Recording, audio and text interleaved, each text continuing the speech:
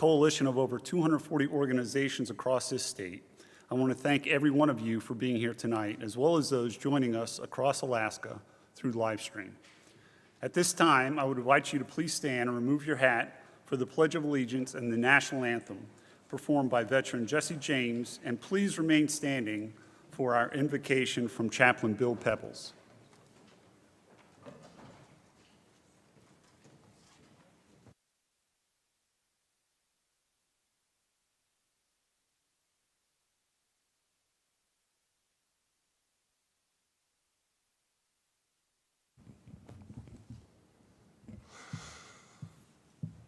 I pledge allegiance to the flag of the United States of America and to the republic for which it stands, one nation, under God, indivisible, with liberty and justice for all.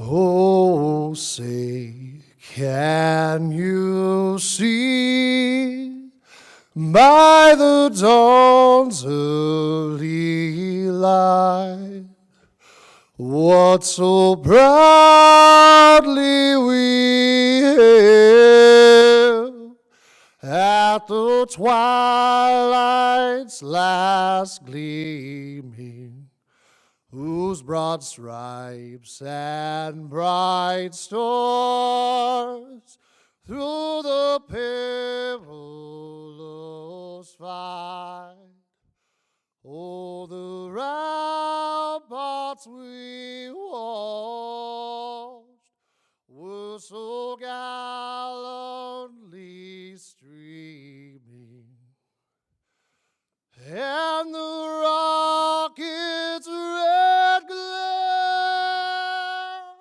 the bombs bursting in air, gave proof through the night that our flag was still there. Oh, say does that star-spangled banner yet wave?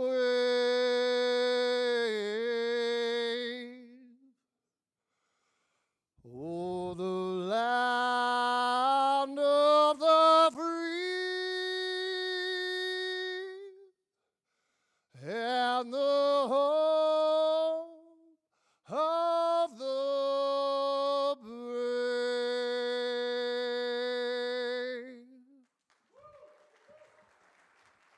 Thank you.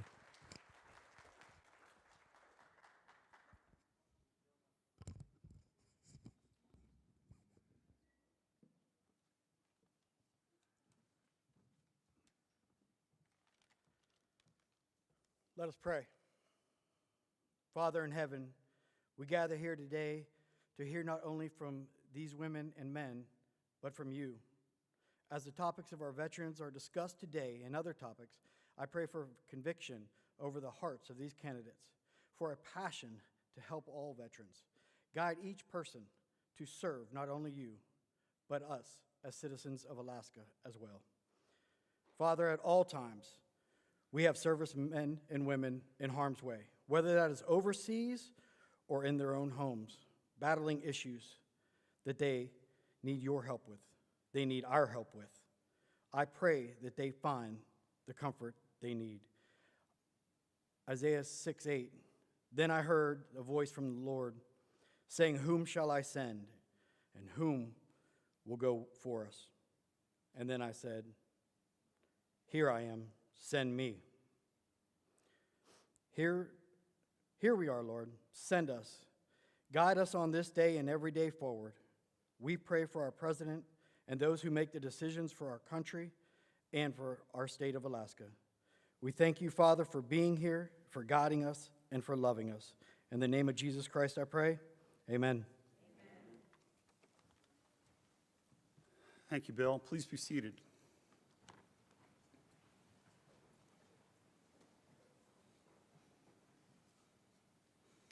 Tonight is about giving Alaskans a clear, direct look at the individuals who are asking to lead our state.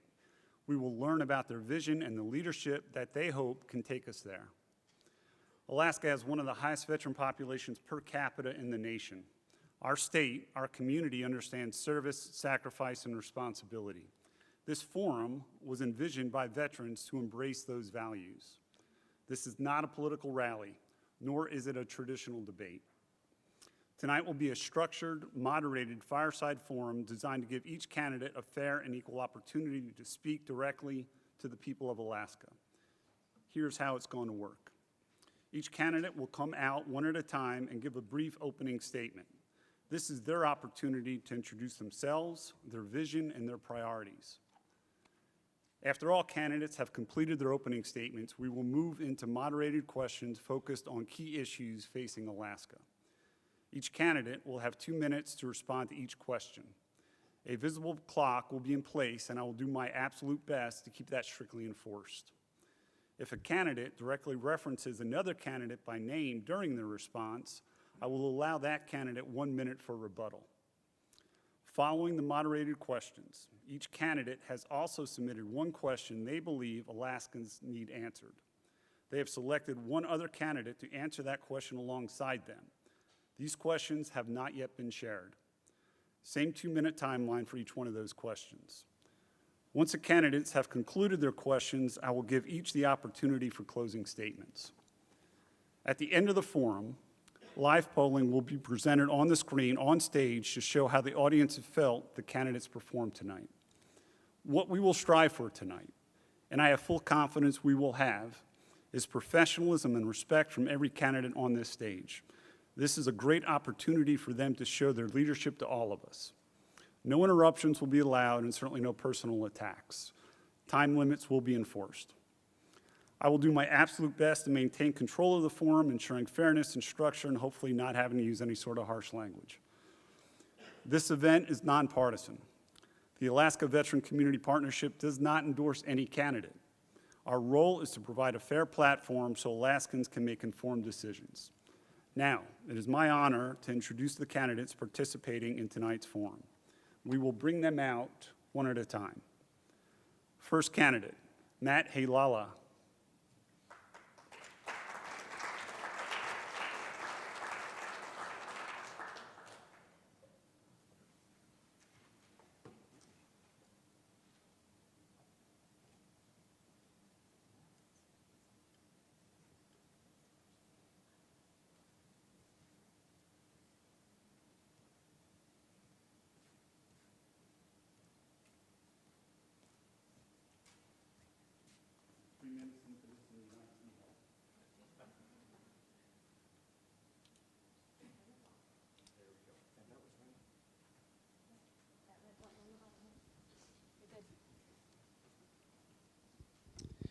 All right, well, I am happy to be here. It's an honor.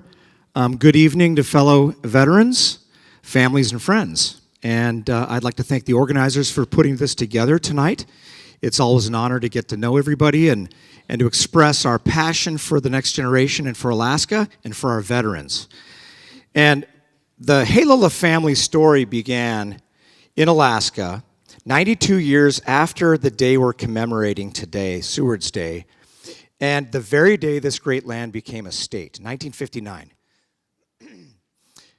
My parents, at 19 and 18, had just gotten married, and they chose the military as the best path for them to get their life started together. And they were offered France and Alaska. They didn't know a lot about Alaska, but my dad was a quarter French and thought they were crazy people. So he said, we're going to Alaska. So that was that quick decision. He was initially stationed in Fairbanks in the Air Force, but they did not allow women to accompany their husbands or spouses because they didn't have adequate housing. So he was able to switch and trade with another guy that was stationed at Elmendorf. So they ended up in Elmendorf. And 66 years later, that seed that was planted by the adventure, the opportunity that the military provided, the service that he would greatly enjoy, led to 10 Alaskans. And now the fourth generation, beginning with my siblings, 4 of us, and then my raising 2 kids and now 4 grandkids here in Alaska. He had leveraged his skills he learned in the military as an air liquids technician back in the 60s, and he went down to North Kenai, in Kiski, at a new chemical plant called Collier's. That's where I was basically raised, on the Kenai Peninsula. And then he leveraged those skills and became a technician on the slope and retired from Prudhoe Bay. The one thing my dad is most proud of, and he's still alive, he's not quite 90, is his service in the military. And he instilled deeply in his kids a debt of gratitude to our veterans that have volunteered and to, frankly, risk their lives in many instances and to dedicate themselves to serving our country in the most valorous way possible. And he instilled that in his 4 kids, and I'm doing that with my children. My family was an Air Force family, primarily. And it's very interesting. He instilled that order of obligation that we have as society. And, you know, J.D. Vance had mentioned this, Thomas Aquinas, ordo amori, the order of love. And there's a lot of confusion right now in our country about what our obligation is. It's not to those from foreign countries. It is first to our families and our communities. Okay, that's our first obligation. Then it's to the larger community, the state, and our country, okay? We have a lot of people in office right now that do not understand their order of obligation. They are right now, and it makes my blood boil to think of the stealing of resources, funding, and effort that would otherwise go to veterans that are going to illegal aliens. We had a treasonous invasion of our border in the last 5 years. Somewhere between 8 and 15 million unvetted people invaded our nation. And for those that say, well, this doesn't really detract from our care of our veterans, for those in need, that is a falsehood. It steals bandwidth, effort, resources, and funding. Just this morning, to make all of us a little more irritated, one of our representatives in D.C., Jaya Paul, from our wonderful neighbors down south in Seattle, said not only do we have an obligation to illegal aliens, she's going to promote a bill that will provide reparations to illegal aliens that have been mistreated by our law enforcement. So that's how topsy-turvy this order of obligation has been forgotten and failed. Now, I had a nice meeting a few weeks ago with our Deputy Secretary of the VA, Paul Lawrence, and he gave me a lot of advice, gave me this beautiful challenge coin to remember our obligation to our veterans. Our veterans are not being served well in Alaska. We have problems here. We have an estimated 70,000 veterans, and we're only serving about 34,000, or about half. They're suffering the great consequence of the pandemic disproportionately to our population. We have a lot of things to fix. We have a lot of ideas through the mentorship of Paul Lawrence and others, Verdi Bowen, etc. I, as governor, will make this a priority. I know where my obligation lies, and it lies with our veterans. On the top of the list is my obligation of love and duty. So thank you. I am pleased to be here, and I would appreciate your support.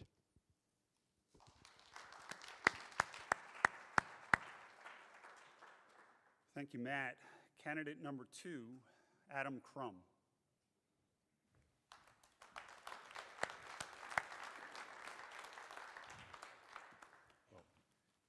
Thank you to the organizers and the veterans and their families that are here tonight. It's an honor to stand before you. Before I say anything else, I want to make this clear. Veterans are not a monolith. You come from all walks of life, all backgrounds, all different communities. What unites you is not where you came from, but it's your commitment to this country, your willingness to serve, and the belief that in something greater than yourself. That is something that all Alaskans can respect, and every leader should aspire and strive for. The Crum family Alaska story starts in the 1940s. My grandpa was stationed up here, and my dad was born at the hospital on Fort Rich. And that's on down the line, that's where I came from.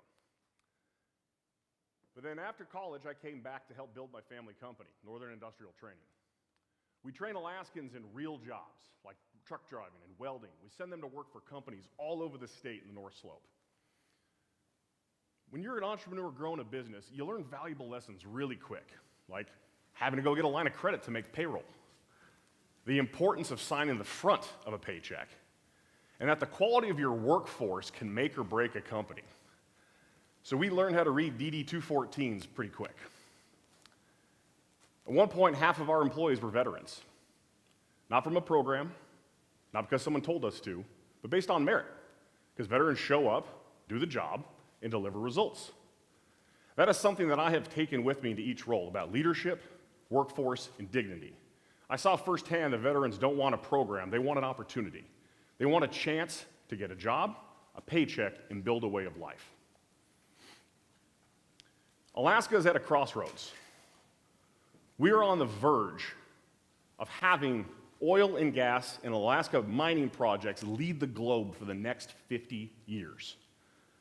And we have President Trump and his administration that have given unprecedented support to Alaska projects for us to actually build our state and to make it thrive. They have done things like give us back our own land, which is a novel concept. Thank you, President Trump. They have opened the door for us through expedited permitting for us to build this. We only have 2 years left of this Trump administration. Do we have the will to seize it? And we have to ask ourselves the question is, what state are we going to be? We can step forward and we can seize this. Because like many of you, I believe in mission first and a mission-driven approach. You assess the situation, you make a decision, and you act. You don't let bureaucracy or excuses or delay get in the way. You have to step forward, you have to lead. That is what I have done at my roles across the state. As health commissioner, I ran the largest department in the state, $3.5 billion budget and 3,500 employees. I reorganized and restructured systems that did not work for Alaskans. At revenue, I was a fiduciary of $135 billion. I brought Wall Street attention and investment to the state of Alaska. It's the difference of what I bring into this job is this action-oriented approach.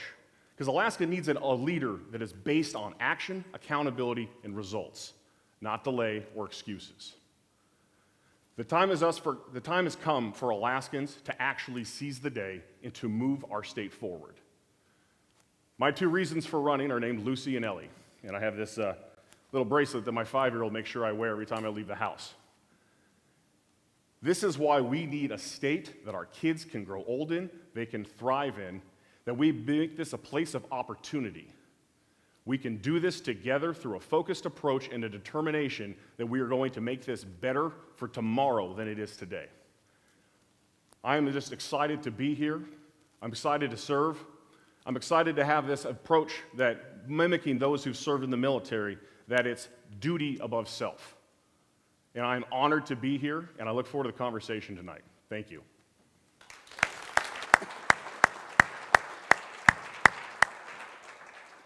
Thank you, Adam. Next candidate, Treg Taylor.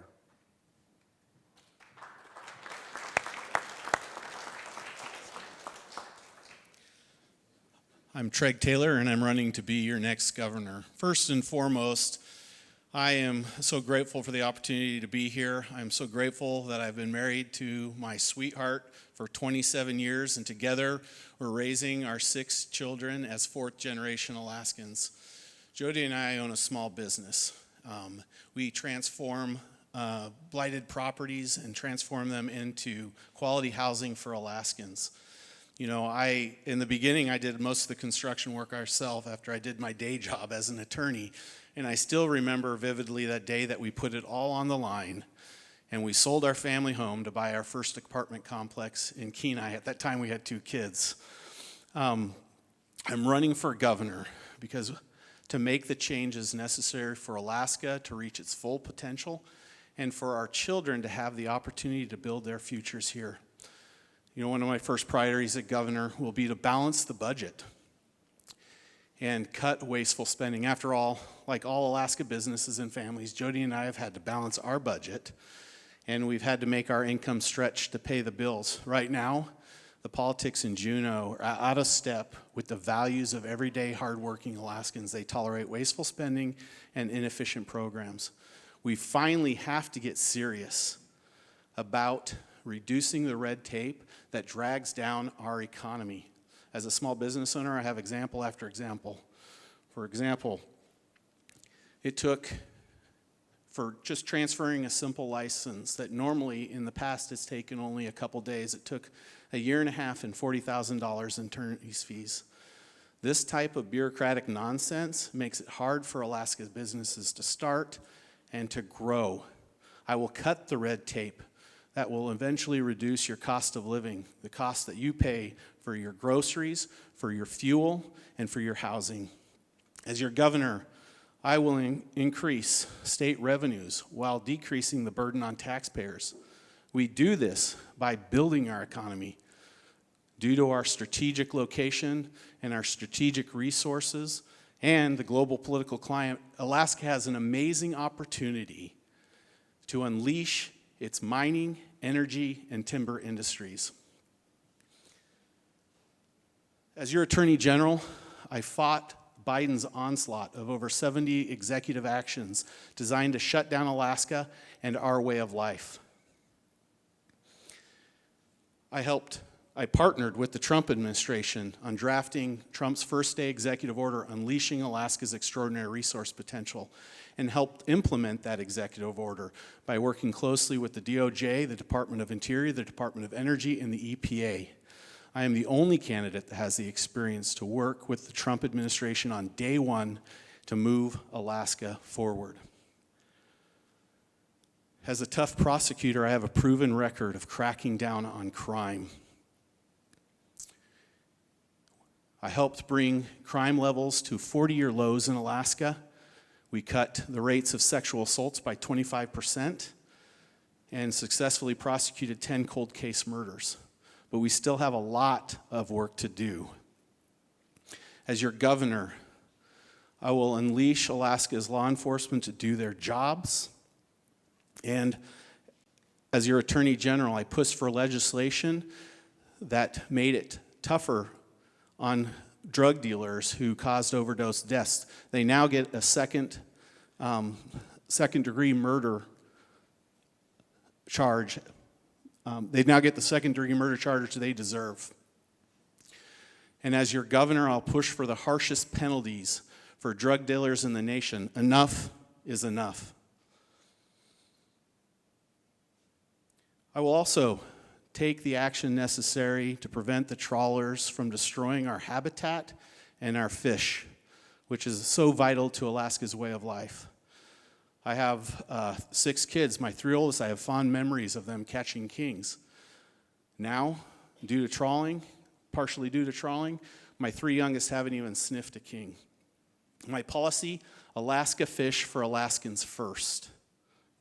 My promises to you are 1, I will not take trawling money during the campaign, nor have I.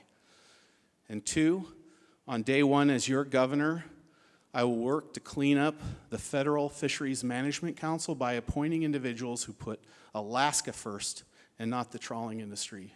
As your Attorney General, I fought for Alaska's right to manage its fish and game against Biden bureaucrats.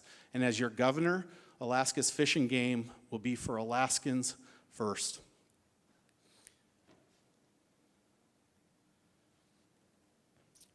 I want to close here by talking about my defense of constitutional rights as your Attorney General. I fought attacks on our Second Amendment as your Attorney General. I grew up as a shooter. I was an avid reader because for every page I read, I got a .22 bullet, and for every chapter I read, I got a .410 shell. So needless to say, our family's trash can, our burn barrel, was full of holes. As your Attorney General, I sued the ATF for its unconstitutional ban on stabilizer braces.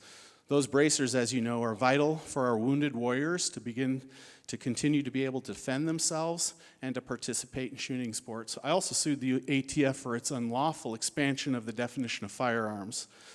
And I fought bans on AR-15s, high-capacity magazines, and I fought the limits on handgun purchases. On the First Amendment side, when Biden mandated the COVID vaccine for vast groups of Americans, I fought back and won. The one area where we didn't win in the courts, but we eventually won in the court of popular opinion, was the COVID vaccine mandate for active duty military. But eventually we forced Biden to pull back that executive order. In closing, I ask for your support and your vote. I am a proven leader that can make the changes Alaska needs to reach its potential. God bless Alaska, and God bless America.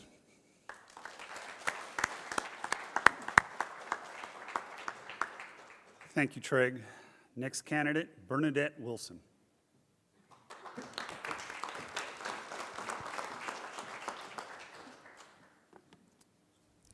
All right, well, I want to start by thanking all of you for being here this evening, and for those of you that are tuning in online, and a special thank you to all of our veterans, and a reflection on how do you actually tell a veteran thank you?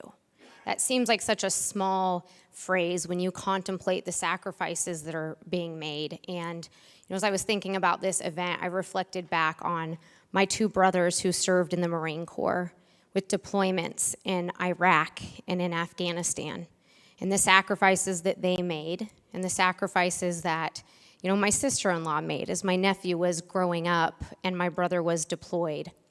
I joke that I love the Marine Corps so much I thought I should jump in, but I was too short, so they weren't gonna let me in.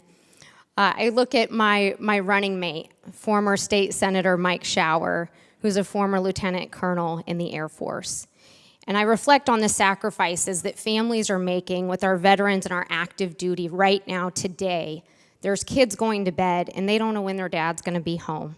They don't know when mom's gonna make it back, or if she's gonna be there to see that high school graduation. And how do you encompass that? There are so many people that will be up on this stage tonight, and many politicians that, at all levels of government, that will talk about the policies and the things that they can do that will make this country great and how we can improve upon it. But the reality is this: what makes this country great is nobody sitting in any particular elected office. It's not a particular piece of legislation. It is our veterans that make this country great. And everything that we have, and the reason that this country is so feared and so respected across the world, is not because of any oil tax legislation. It's not because we don't have an income tax. It's because they fear our men and women that put on the uniform, that sacrifice and serve this country, because they understand that the sacrifices that even our veterans continue to make long after those days are done. I remember during COVID, when the state was on lockdown, and the municipality of Anchorage said, we're not gonna have a Memorial Day celebration. And I remember in that moment reflecting back on all of my family members that have served and thinking, you know what, we made a commitment that we would not forget. And I watched as the municipality threatened that if we showed up and we did a veterans event, they were gonna send people down to arrest us, and you don't have a permit, and you can't have a sound system. And I remember doing that event anyways. And I watched hundreds of people show up to show their respects, to pay their respects to those that have gone before us. I watched veterans roll up on their Harley Davidsons and say, you know what, not on our watch. Those moments are what make this country great.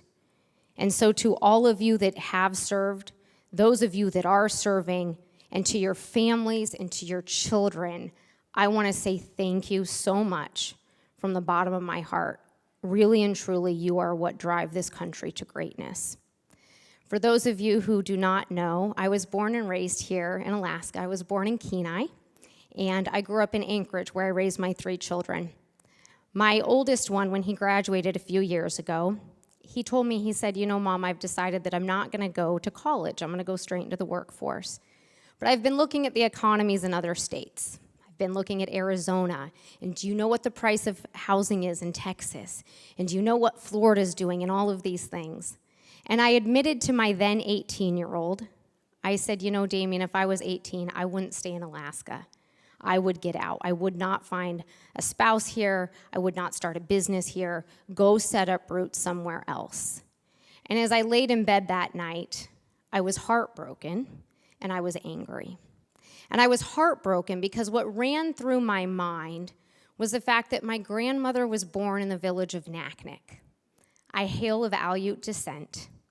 My great uncle is former Governor Wally Hickel, who served twice as Alaska's governor and then went on to serve as Secretary of the Interior.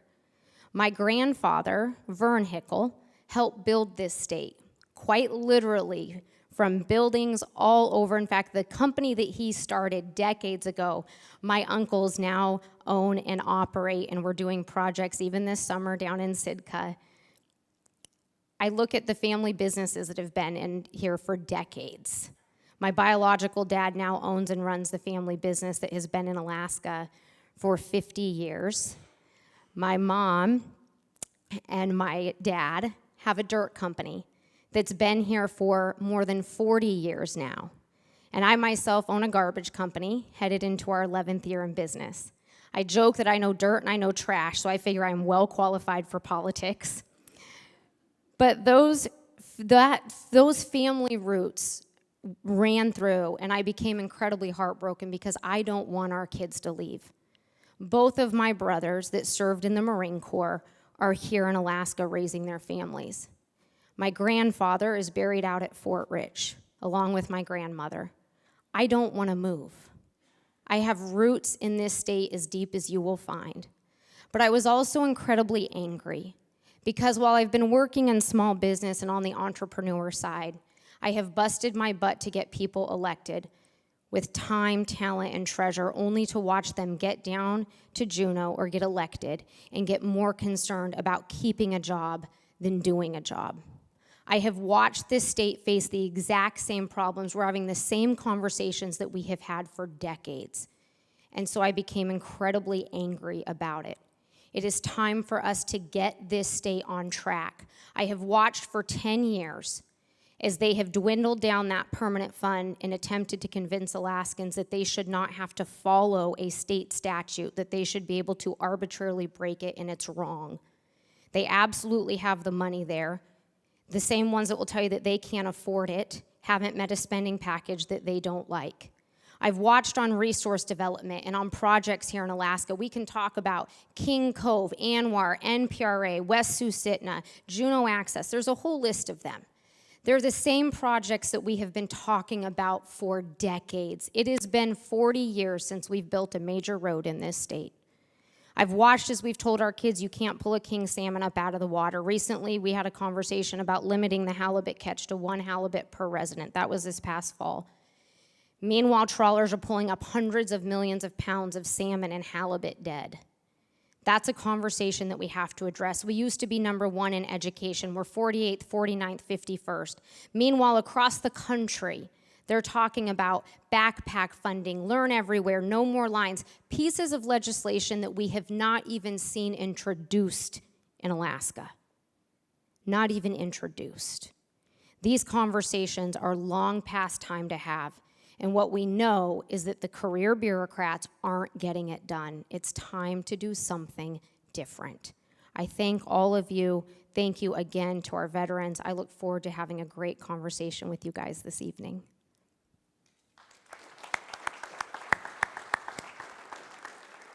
Thank you, Bernadette. Next candidate, Tom Begich.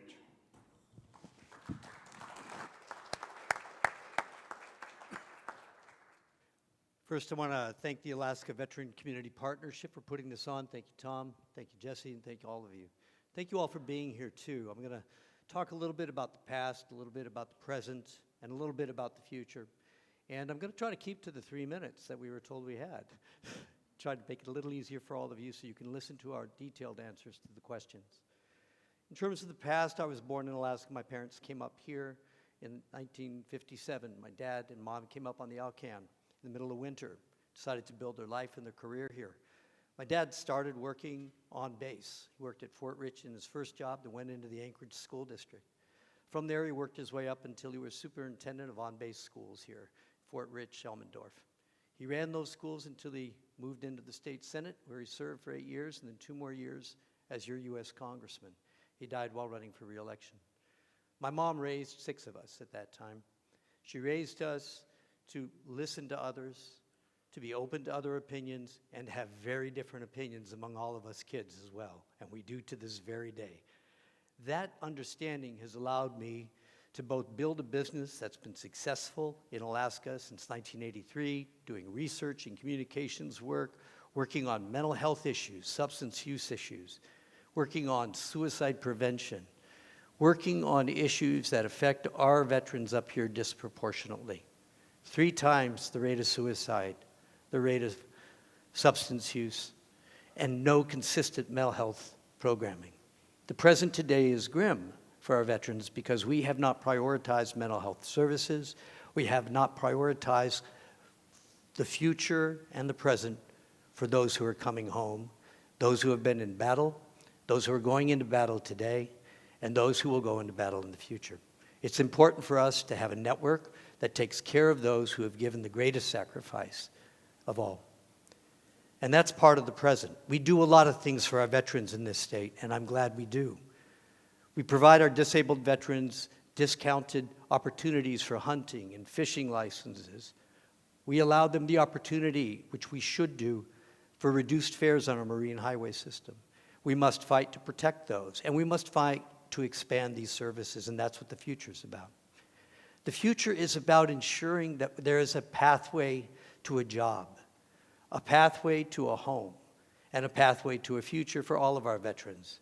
They have made the ultimate sacrifice for us by standing on the front lines to allow us to live the way we have lived for so many generations, free in a country that values its Constitution, its people, and its present. I believe that we should be doing things with our veterans like expanding our veteran employment opportunities. I'm an IBEW member, that's the Electrical Workers Union, 35 years. We began as a union the VEAP program. In fact, the founder, Kyle, is here somewhere in the audience. I'm not sure where you are, Kyle, but there you are right there. Kyle Kaiser helped start VEAP and helped start Viper's transition. This is moving veterans into the workforce on a regular basis. We need to be expanding these programs, and I'm pleased to say VEAP, which started here in Alaska, is being expanded around the country because of the good work that Kyle and his friends and his associates have done. That work is just the beginning. At the same time that we're ensuring there are job opportunities for our veterans, we have to ensure that their children have a good education system, that Alaska's economy is affordable, and that we have the wherewithal to pay for that. To do all of this, we're going to talk about that later today. Different ways of looking at the budget, different ways of doing these programs. What I am telling you today is, though, our commitment is not just to ensure that veterans have a future here, but that their families do as well. I'm Tom Begich. I'm running for governor. I'm asking for your support, but only if after you've heard us today, you think that that support is deserving. Because I think that's what every one of us believes. We're here to convince you that we're the person that you would want to see in the governor's chair, the person negotiating with the legislature, the person that stands up for Alaska, that leads the charge for project labor agreements for veterans, that leads the charge for ensuring the federal government recognizes our veterans and provides them the benefits that they need. I think that's what you're here to hear, and I think that's what we're here to provide you. Thank you.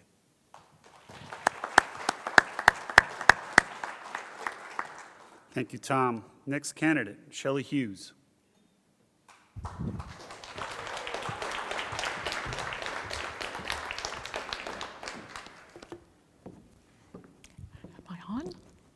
Good evening, everyone.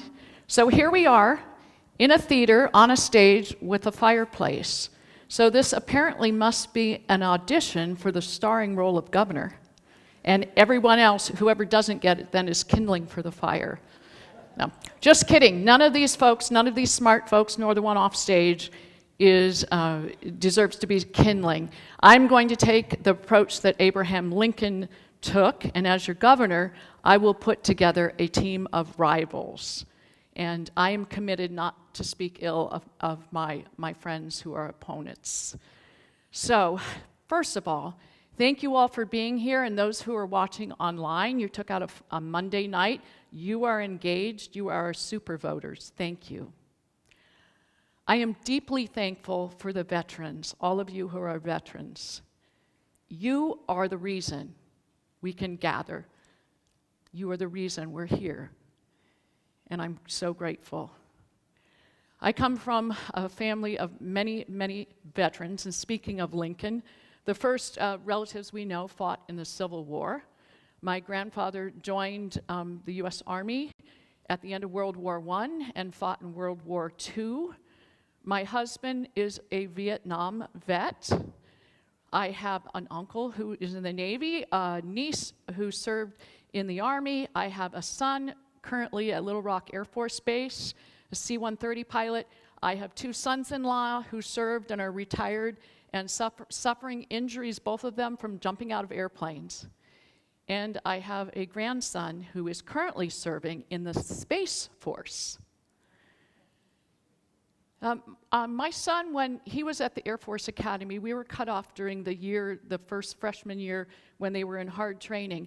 At the end of that period, he was allowed to make a phone call. And he called Mom, of course, proud Mom. And I asked him, I said, "What did you learn?" And what he said has stuck with me all these years. He said, "I learned what a good leader is and what a good leader is not." And I asked him what that meant. Because the upperclassmen, they were the ones that were hard on the freshmen, right? And really went after them. And he could tell a difference in the ones that were training to respect them and to build them up. And that is what a good leader is. And that is what I have sought to do my entire life. So I'm Shelley Hughes, 50-year Alaskan, married, 4 children, 12 grandchildren. I've lived all over the state, urban and rural, 30 years in the private sector, 4 years in the House, 8 years in the Senate, as Senate Majority Leader, Senate Judiciary Chair, and more. Now, you're here because you're going to be hiring the next CEO to hopefully take this state from uncertainty to prosperity. And you need more to base your decisions on. You need more than slogans. You need more than rhetoric. You need more than one-liners. You need a proven leader with an action plan. So here's what you'll get with me. You'll get a consistent conservative record. It's public. You can look it up. What I campaigned on, I stuck to. You get someone who knows how to navigate what can be a difficult legislature, who's successfully gotten major items across the finish line.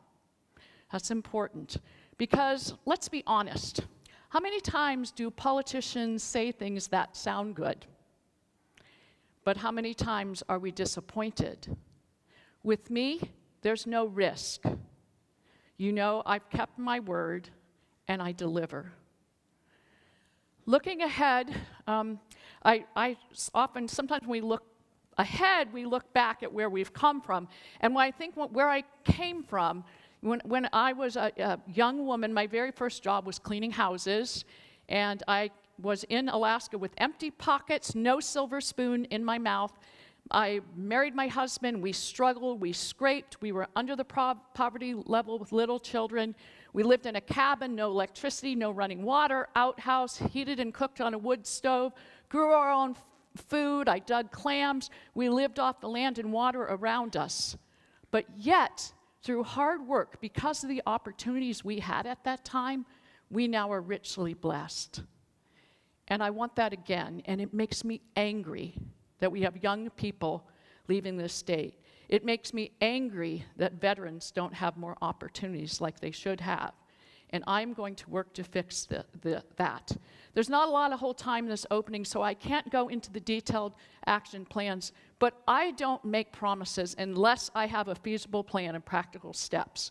So what I say to you this evening, I encourage you to look on my website or talk to me, but I will tell you the main thing that I'm going to focus on is making sure we have a diversified, strong economy.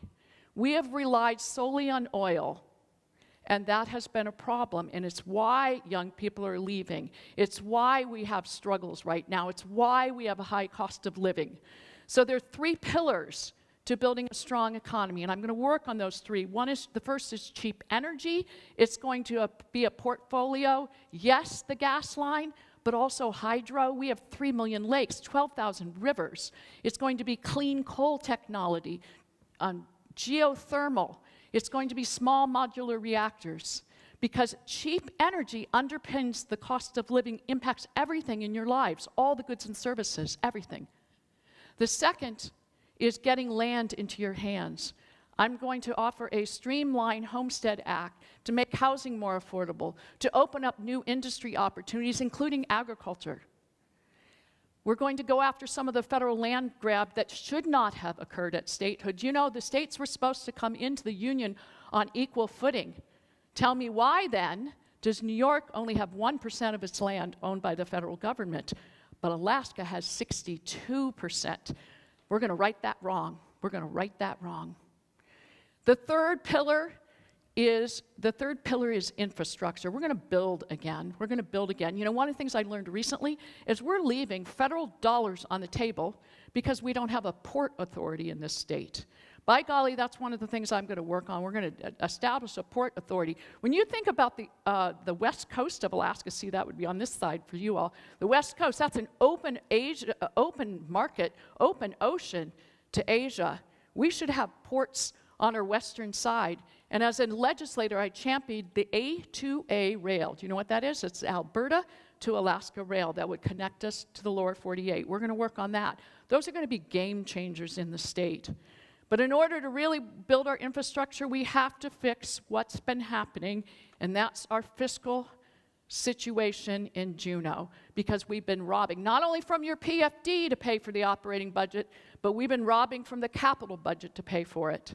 And so we have to get our fiscal house in order. And I have a plan to do that, to allow our agencies to become more efficient and modernized, and to put safeguards on runaway spending. These are all very important things. But when you add them up, we are going to have a strong, diversified economy, my friends. We're going to have what's going to cause young families and people to want to live here, because they'll be able to live affordable and rewarding lives. So what I want to say to you in closing is it takes a certain skill set to get these things done. And like I said, I led the repeal of SB 91. The Alaska Reads Act was originally my bill, and I strategized it behind the scenes to make it a committee bill, and it is now helping students across the state. And I could go on with other things. But I tell you what it took to get those things, and what I bring to the table as your next governor. You have to be a fighter who can stand strong on principle, but you also must have the wisdom to know when it's time to sit down at the table and build consensus, and do it without forsaking common sense conservative values. That is what I have done, and that is what I will do, and that is how we together will build a strong Alaska. Thank you.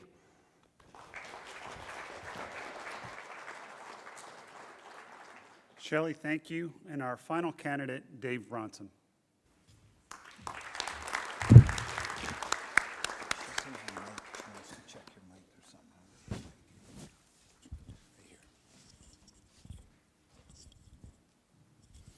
Well, thank you very much. Just so I know, I'd like to know the crowd. How many veterans in this group? Raise a hand, please. Oh, it's Valley, so good fair share.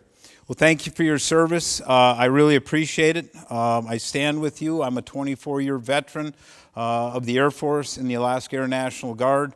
I started off as a young second lieutenant flying B-52s and then mostly B-1s.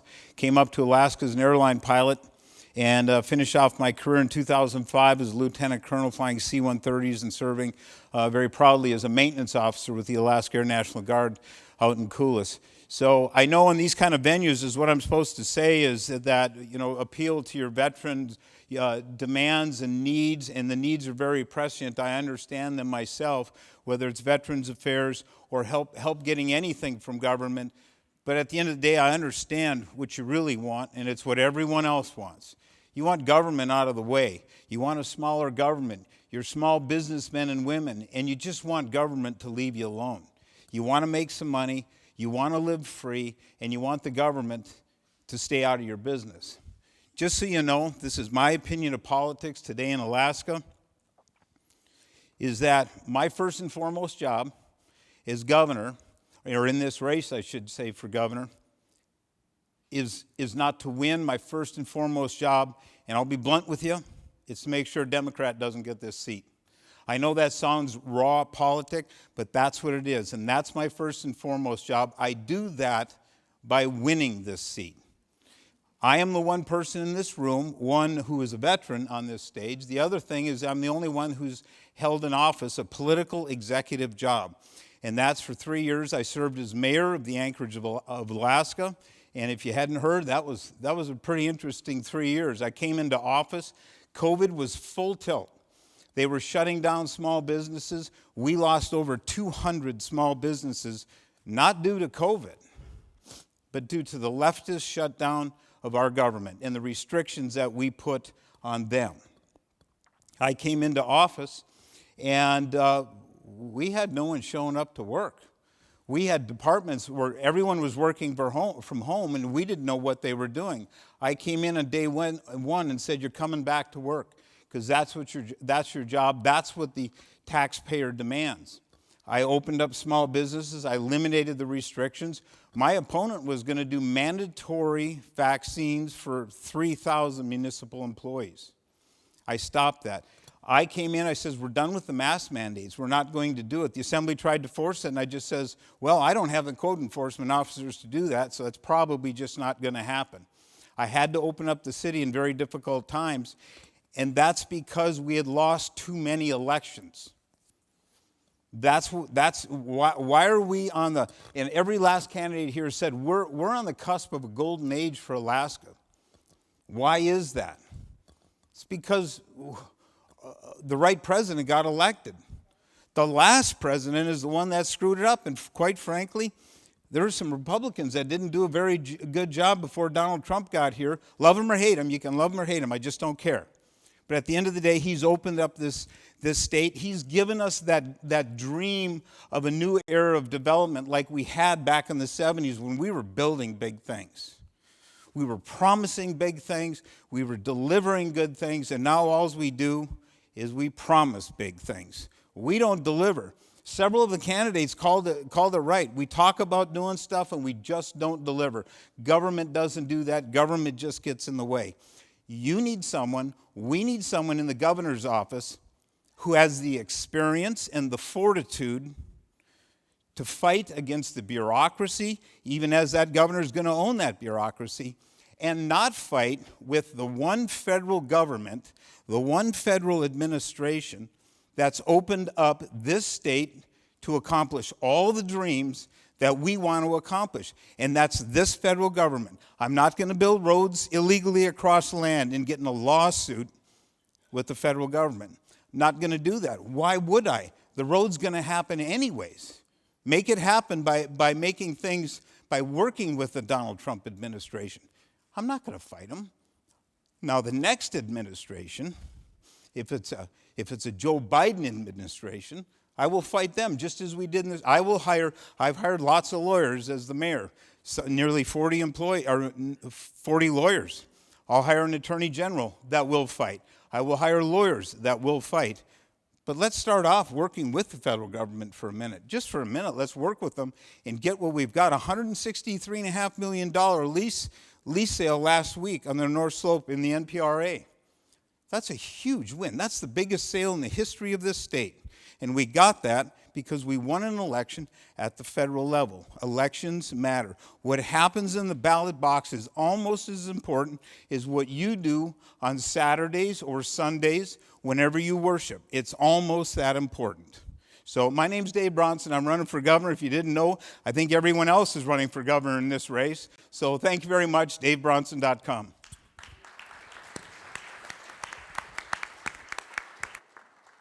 Thank you, Dave.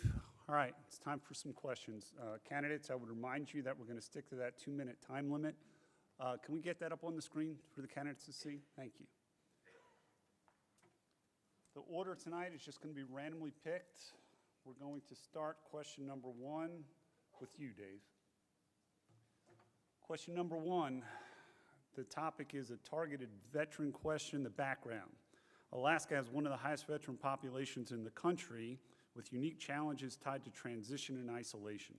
Veterans want clear, direct commitments, not general support statements. The question: what is the one policy you will implement in your first 100 days that will directly improve the lives of Alaska veterans?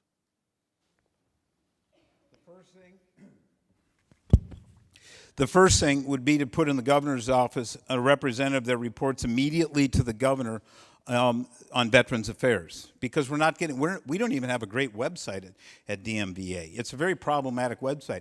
I've been on it. Simple little things like that, they sound silly. What's your first thing you're going to do? Fix a website? Yeah, one of the very first things I'm going to do is fix the website so you can go in there and find out how to access benefits. The struggle we have in this state right now is we have about a little over 69,000 veterans in the states, the highest per capita veteran population of all the states.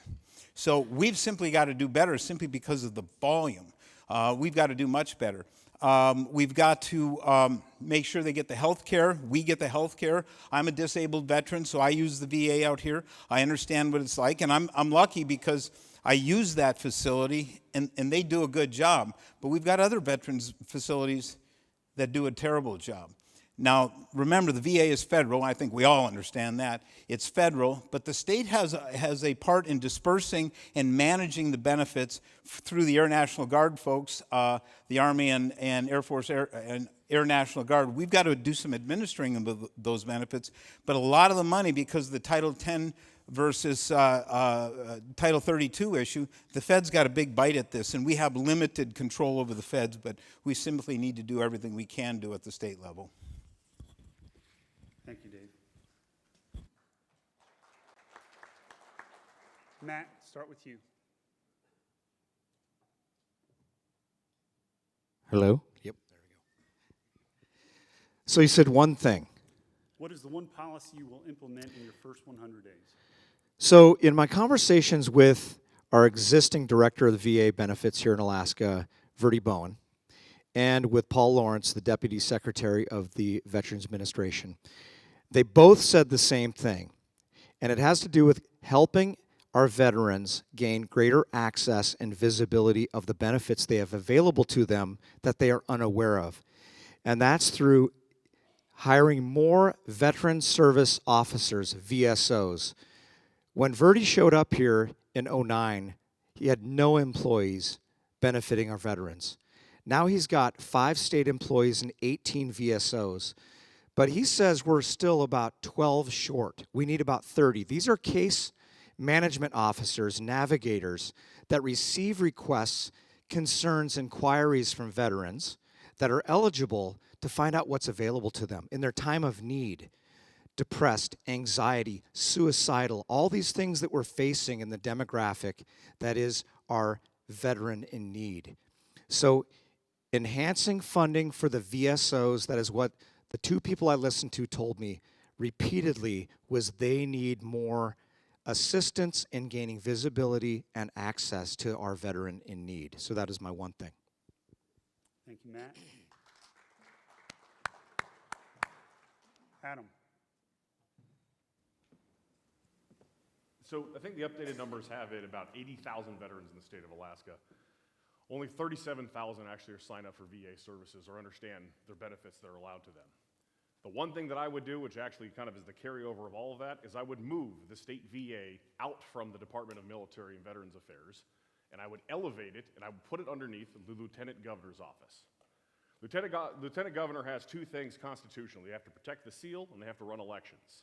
But under the Constitution, the governor can delegate authorities under them. I would elevate where the veterans' issues sit up to the Lieutenant Governor's office, so they're one step away from the governor, and they're not buried in a department, which has a lot to do. DMVA has to do with National Guard, it has to do with emergency response. Well, we're next to China, we've got a lot of issues going on there. We have floods, we've got earthquakes, we've got volcanoes, we've got national disasters across the board. So we've got this issue there where this state agency has not gotten the time and attention necessary. So I would elevate that up, and their primary focus would then be to make sure we are reaching out to and connecting with every single veteran in the state of Alaska to explain the benefits that are available to them. By doing so, we will actually increase the amount of money that flows from the VA into the state of Alaska. That'll actually make the hospital actually a true hospital. They can have broader services, better doctors, more clinics over time, because it shows our true standing in the country for all of our veterans. That's the one thing that will happen that will actually beget everything else. Adam, thank you. Treg. I think if I had to pick one of the many things the state could do, it would be use state resources, particularly the PFD system, to help enroll veterans in our in our federal veterans programs, right? We have probably less than 50% of our veterans in the state are enrolled in the VA, which reduces the amount of resources that our VA has to help veterans with the issues that they're facing. And so by using the federal program, the states that do this really well are Texas and Florida. They've got great systems in place on the state level to help veterans enroll in the VA programs, make sure that the veterans get the resources they deserve. Right now, we have about half of those resources that we need in the state. So that's what I would do day one.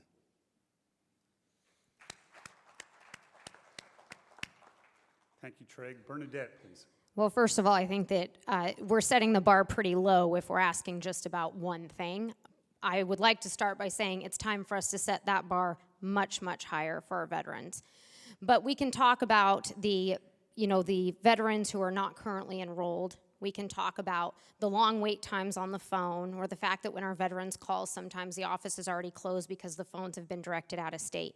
The biggest thing that we can do to help our veterans immediately is to come in and audit state spending.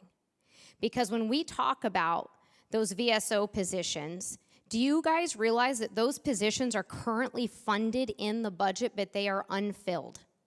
They're funded. The money is there.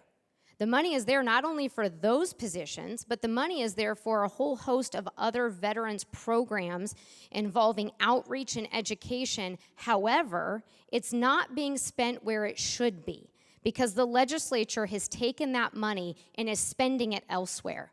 So it's not a question about whether or not we have the money.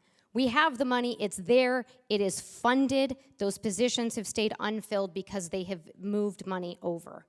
We need to come in and we need to have a strong audit of state government, of our finances, and of the bureaucracy, quite frankly, so that we can make sure that that money that's there is getting to veterans.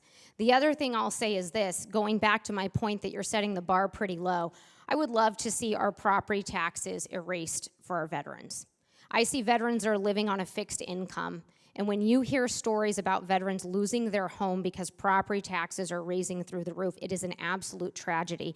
There is no reason that an incoming administration cannot tackle more than one item. Let's set that bar higher for our veterans who have given so much to us.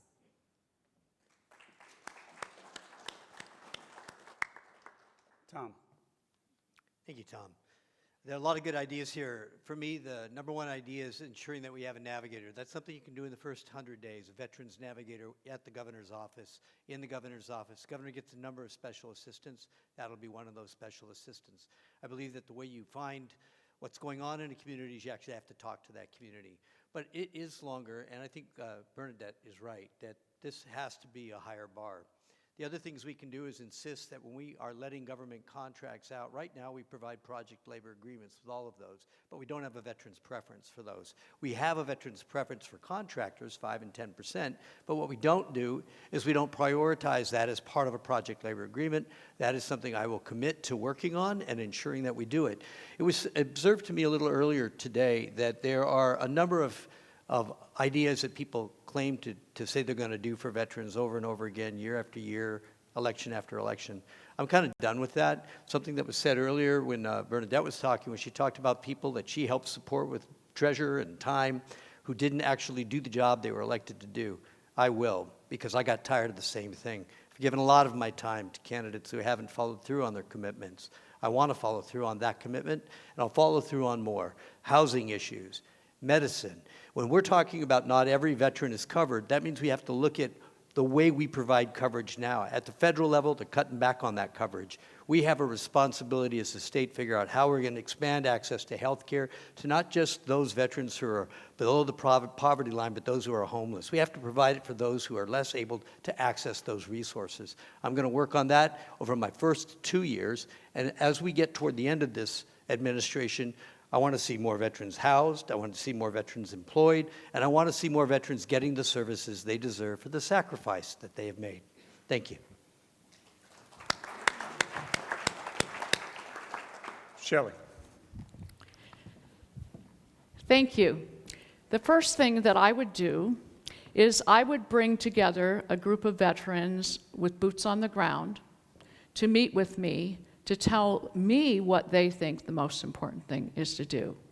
Now, because I live with a veteran and I've experienced the system, I am aware of things that I see that definitely need to be fixed. Navigating the phone system is very difficult, so some of the ideas you've heard up here about navigators and elevating the position and making sure that the state can provide the linkage with the federal VA, I do think that is very important. But I'm going to speak to something no one has yet, because it's a life safety issue. I don't have the exact current data as far as veteran suicide, but I know that it is a behavioral health crisis with our veterans with suicide and major depressive disorders, which is leading to homelessness and substance abuse. And so I know that will be a focus area.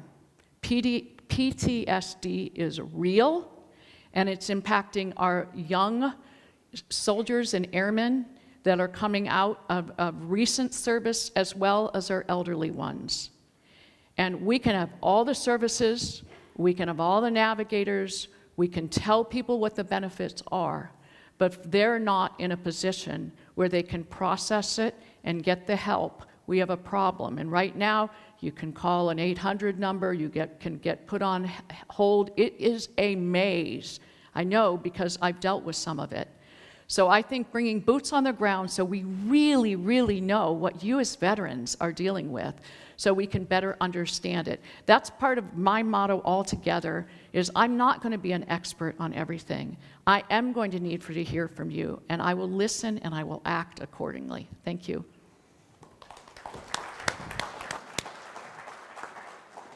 All right, moving into question number 2, the topic is mental health and suicide prevention.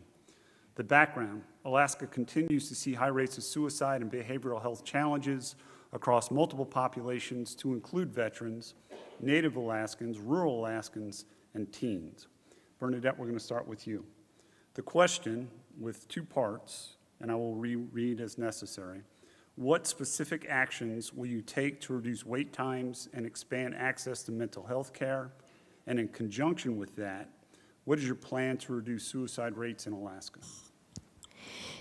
Yeah, so I mentioned earlier that I'm Alaska Native, and I was shocked, I don't know, maybe a month or 2 back when I was over at ANMC to find out that if you bring someone into ANMC and they are having, a psychotic episode of some sort, or it's clear that they are having a mental problem, that they cannot refer them over to South Central Foundation, which is who treats the mental and psychiatric problems. So you have 2 federally funded healthcare facilities, but one cannot refer over to the other. That is shocking to me. You have to call and admit yourself, or ask to be admitted yourself, and that's if there's even room. We need to change that. There is no reason that if you take somebody into the emergency room and that doctor is seeing them, I don't care what hospital you're at, they need to be able to refer them over to the appropriate institution or facility that can help them. I will also say that there was an incident here not too long ago in downtown Anchorage with an individual who vandalized the Catholic Church, and it was deemed that that individual had mental health issues, and they let him back out on the street because they didn't have the facility. They are so full that they can't even address it. The reality is we need to get more mental health facilities in this state. We need to make sure that our hospitals can indeed refer over, is the second item. And the third thing is we look, there's a handful of states that are doing this when it comes to mental health. We talk about therapists and they're sitting down, they're talking with someone, but they can actually now, FDA approved, I'm sure some of you have heard this, they can use magnets to help control brain waves, and we know they started using these pilot programs years ago. Like I said, they're in a handful of states now, where they can control the brain waves. They can change the brain waves. And we know... Bernadette, I don't want to interrupt, but you're over your 2 minutes, ma'am. Yes, thank you. Dave, we're going to change it up. We'll start with you and work down this way. Mental health in this state is at an absolute crisis. I experienced it firsthand, not here, but as the mayor. We had about 3,700 homeless people on our streets or in our system in Anchorage, and about 1,200 visible homeless, and that was the cause of the problem. You have homeless growing out here in the valley, and it's going to get worse because we don't deal effectively with this issue.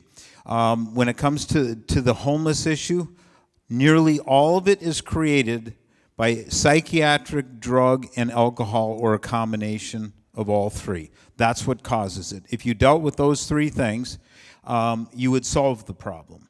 We put forth a plan to do that. The plan was based on how you deal with these folks, and is how you deal with them. And it sounds harsh. Again, it sounds harsh. But you have to get them to something that's called the decision point. They've got to get so low in life where they have to make a decision where we force them to go to jail or go to treatment. And right now we don't do that. We allow them to live in our parks and our streets, in our trails, under blue tarps. And we think that we can treat them there. We can't. And we have a small component of that are veterans, but this is citizens writ large. This is a serious problem until we deal with that mental health crisis, and there's a plan. Sometimes our grandparents knew how to do this. We force them into treatment. We used to call them asylums. That's a bad word, I get it. But I'm old enough to know, I personally have a great aunt that was forced into an asylum, and that was the only way she can function until she got better, and she was not capable of getting better. But we're going to continue to have people die in our streets until we treat this seriously and forcefully. Thank you.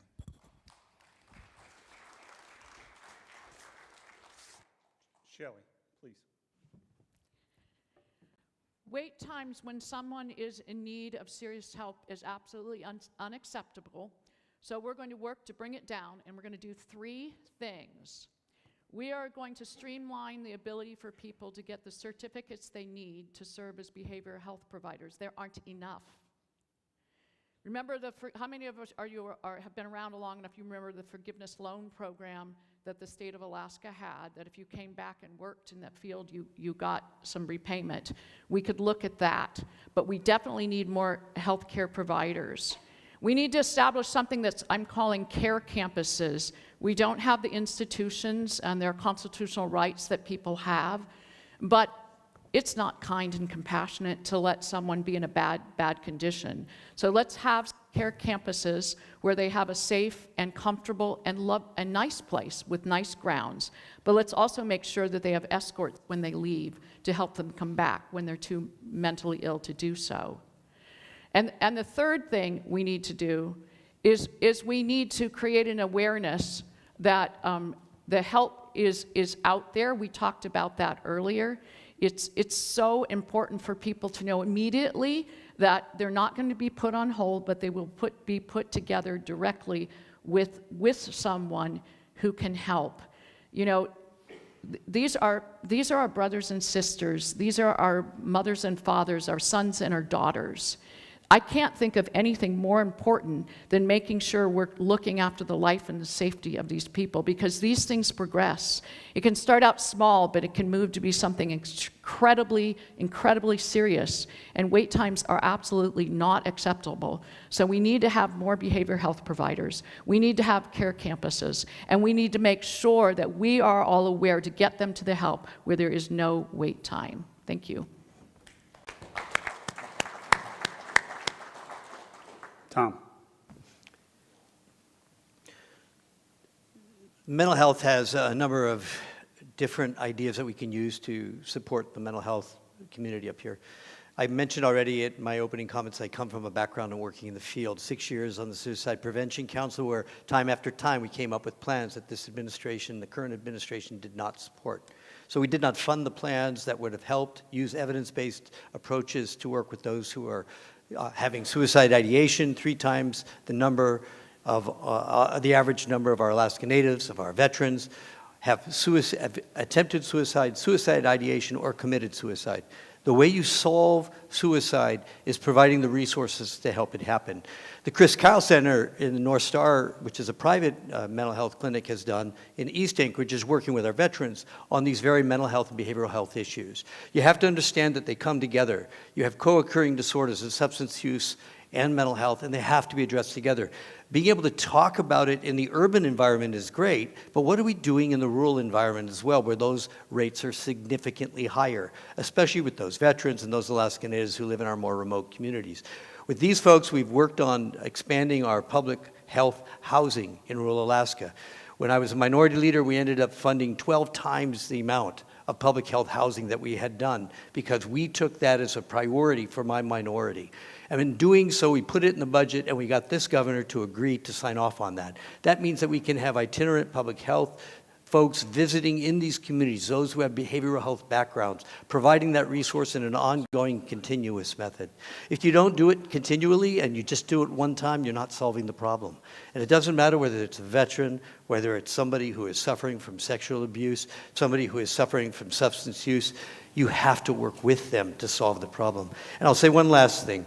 We ensured that we don't call it post-stress, we don't call it PTSD, we call it PTSI here, post-traumatic stress injury, because it mattered to veterans. Thank you, Tom. Treg, please. Happy to address that. As far as access to mental health programs, on day one as your governor, I will appoint a board to the Alaska Mental Health Trust that will actually help the Alaska Mental Health Trust fulfill its statutory mandate, which is a comprehensive system of mental health in Alaska. Right now, what they do is they hand out money to their favorite charities, but their statutory mandate is a comprehensive system of mental health system in Alaska. And so they have vast resources, vast lands. There is no hurdle preventing them from providing that necessary care for all Alaskans, including our veterans, especially our veterans who are at their most vulnerable. We know that they're at their most vulnerable from day one when they return to their homes from combat up to year 5, and also those Alaska veterans that are on the cusp of homelessness. It's an odd thing. Once they're homeless, there are a lot of benefits that they can access, but those veterans that are on the cusp of homeless hardly have any resources to help them from becoming homeless. And on the second issue, how do we prevent the suicides? We have a great model in Alaska. We can look to what has worked, and that is building our economy. If you look at where the Red Dog Mine is, the areas around the Red Dog Mine, the communities around there, the crime rates have dropped precipitously. Mental health has improved. Suicide rates have dropped precipitously as well. And so that's one of the solutions. We need to build our economy so that people have hope. It's amazing what happens when people have a purpose and they have hope. And the second part is, as your Attorney General, I held Big Pharma responsible for the path of opioid addiction and death that followed their pushing of opioids on Alaskans. And I won on behalf of Alaska. It's $100 million for addiction recovery purposes. So let's unleash that in our communities, help those that are addicted to substances, which we often know leads to suicide. Thank you.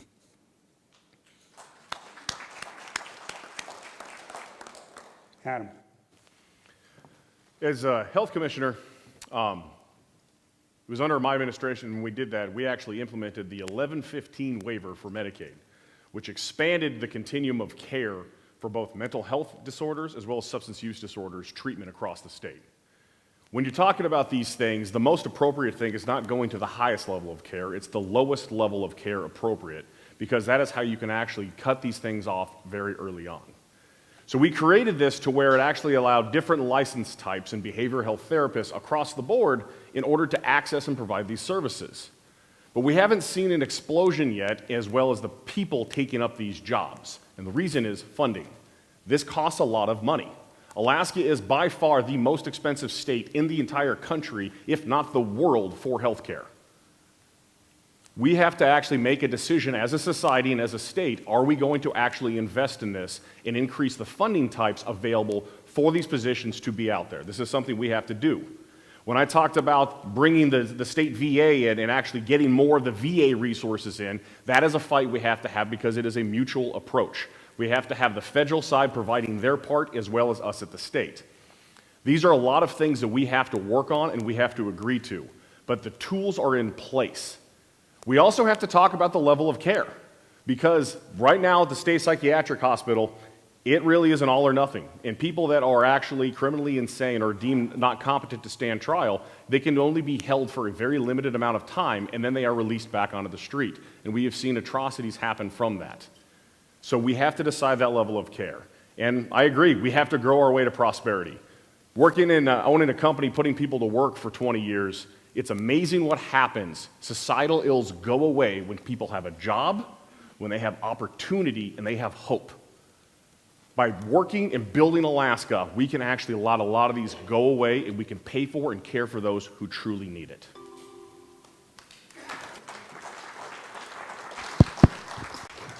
Yes, sir. Okay.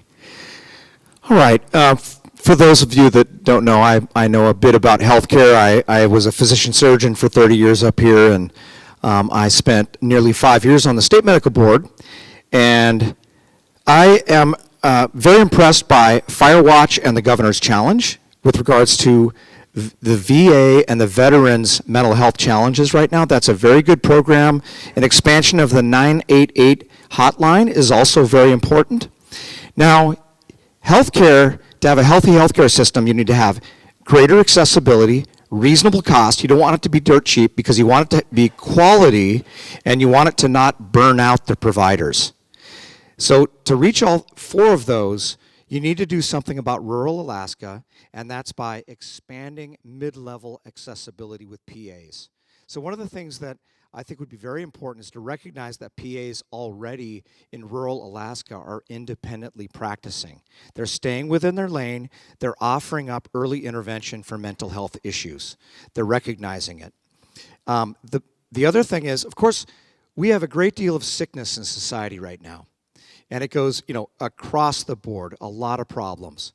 And the answer is not always opening up more facilities, expanding bureaucracy, but it's to give people hope. And this does tie to economics and getting from a culture of no to projects in our state, as we've been on for 30 years, to getting to a culture of yes. There's a gap in rural Alaska, and in particular, across all of those that are in need of purpose in their life. And that is a dignity gap. We see it in elevated rates of suicide, depression, addiction, drug abuse.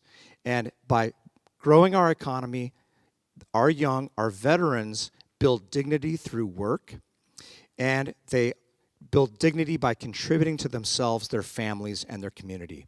So those are the things, greater accessibility and lower cost. Thanks, Matt. Next question, Adam, we're going to start with you. The topic is resource access for residents, some background. There is a growing concern that Alaskans do not have priority access to their own resources. At the same time, industries like trawling support jobs, but also raise concerns about salmon populations. The question, what policies will you implement to ensure Alaskans have priority access to resources while balancing economic opportunity and long-term sustainability? This is the question of our time. How do we actually balance this? I grew up in Anchor Point. Anchor Point was a world-class king salmon fishery. But I haven't caught a king there in 20 years. It hasn't been open to keep kings in years. This is occurring all over the state. And this item has been brought to our attention in the public, and it's in the public lexicon, about what happens with these trawlers that are actually doing this, these bottom draggers that are affecting this, these intercept fisheries that are affecting where kings, where silvers, where sockeye salmon go to. We have to address this. There's not a lot of direct levers that the governor actually has to do. Most of this is actually federal when it comes to it because the state waters is only 0 to 3 miles. But there are 3 trawling fisheries in the state of Alaska. And there's a bill going through the Senate that actually makes sense about possibly banning that. That was something we would support because that's something we could control. Because the salmon actually are very important as moving on near shore. But the federal side, it's who you appoint to these federal councils, do they actually represent Alaskans or do they represent industry? What interest group are they actually backing? We have to make sure we're putting forward people that are going to protect Alaska's interest, because if you live here in the Mat-Su, you haven't caught a king on the Deshka in years. The Susitna drainage has not been a producing fishery for a very long time. We have to make sure that we're actually implementing science-backed decisions and finding a way to actually regrow our salmon stock over time and making sure that our kids can have this. In rural Alaska, when you talk about dog salmon and king salmon on the Yukon and the Kuskokwim, they are losing a cultural heritage by their inability to use fish wheels and their inability to actually teach their youth how to cut, dry, and do this. This is intergenerational knowledge that is going away. This is a question that we all have to address, because the next governor is either going to be the governor to where salmon goes away or where salmon starts its comeback.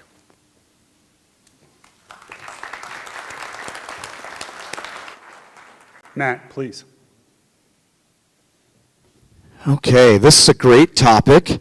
And in a prior life, I was raised on the Kenai River in Soldotna, so very conservation minded. In a prior life, until I was about 25, I was a sport and commercial fisherman. I ran a commercial fishing boat in Bristol Bay from the time I was 18. And I also have 13 years of degrees in life cycles, ecosystems, and biological systems. And I was very impressed. I'm going to take them to task a little bit, my fellow candidates up here, that having no background in fisheries or in life sciences, they knew exactly what to do about this trawler issue. Shut this down, shut that down, with no consideration to facts, to reality, and how it affects thousands of families in Southwest Alaska. Who are the owners? Who are the beneficiaries? What is the bycatch? So I took a step back from the topic, and I had meetings with people that know a lot more than I do. Eddie Grasser, Doug Vincent Lang, a lot of people in our fisheries that understand. He said, Matt, you could stop all the trawlers, and those king runs are not coming back. We don't know what's going on out there. The numbers of bycatch are not correlating at all with our reduced numbers. Now, we have more evidence that there are overwhelming Russian hatchery releases that are competing with our salmon in the grazing areas. But where do you find leadership? It's where the mob is yelling one thing, along with the Arabella Advisors, Next Venture Fund, 1630. These are all the same people that our industry, our largest employer, they're saying is raping the seas. Well, they're also saying mining pillages the land, climate crisis, end fossil fuels. We cannot be anybody's useful idiots. We need to look into reality, look into the facts, recognize when we don't understand something, and stop scapegoating people. I like the idea of reducing trawler bycatch. That is critically important. We are doing that. Thank you. Matt. Just for the sake of variety, I'm just going to Dave, please. Dave. Yes, sir. Well, if I heard it right, it's trawl bycatch is the issue. So I had a lot of conversations as well. And I spoke to the leaders of the trawl industry, owners, but I also made a point of speaking to the biologists. And so this is the narrative that you get. You always get it. We don't know what causes the loss of king salmon. We don't know, but we only know one thing. It's not trawl bycatch. The other narrative that I get is, Mr. Mayor or Dave, you got to follow the science. And I says, well, have we been following the science? Yeah, you got to follow the science. And I says, how long have we been doing that? At least 50 years.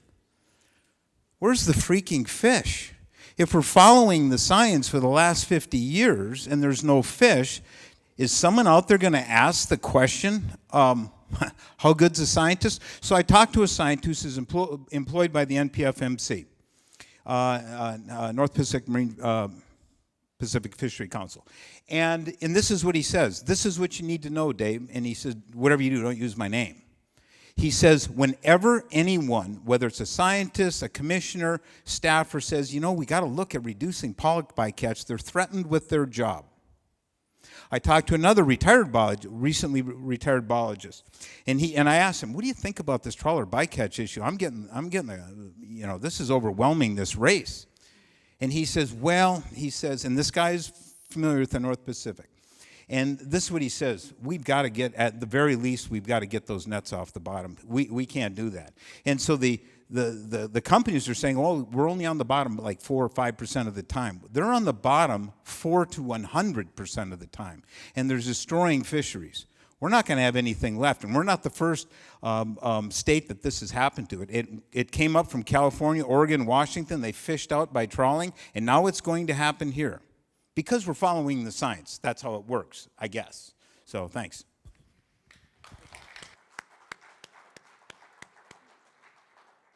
Trey, please. I spoke a little bit about this issue during my opening, and the bottom line is we've got to stop trawlers from destroying our habitat and our fish. When I said that my policy would be Alaskan fish for Alaskans first, and when I said that I would appoint people to the Federal Fisheries Management Council who put Alaskans first and not trawlers, what I meant was the trawling industry should not be able to benefit at the detriment of Alaskans, and that goes with all of our resources. When the Biden administration had more sanctions on Alaska than they did on North Korea and Iran, we fought back. And what we fought for was Alaskans' ability to determine our own destiny. Alaska's, it's our backyard.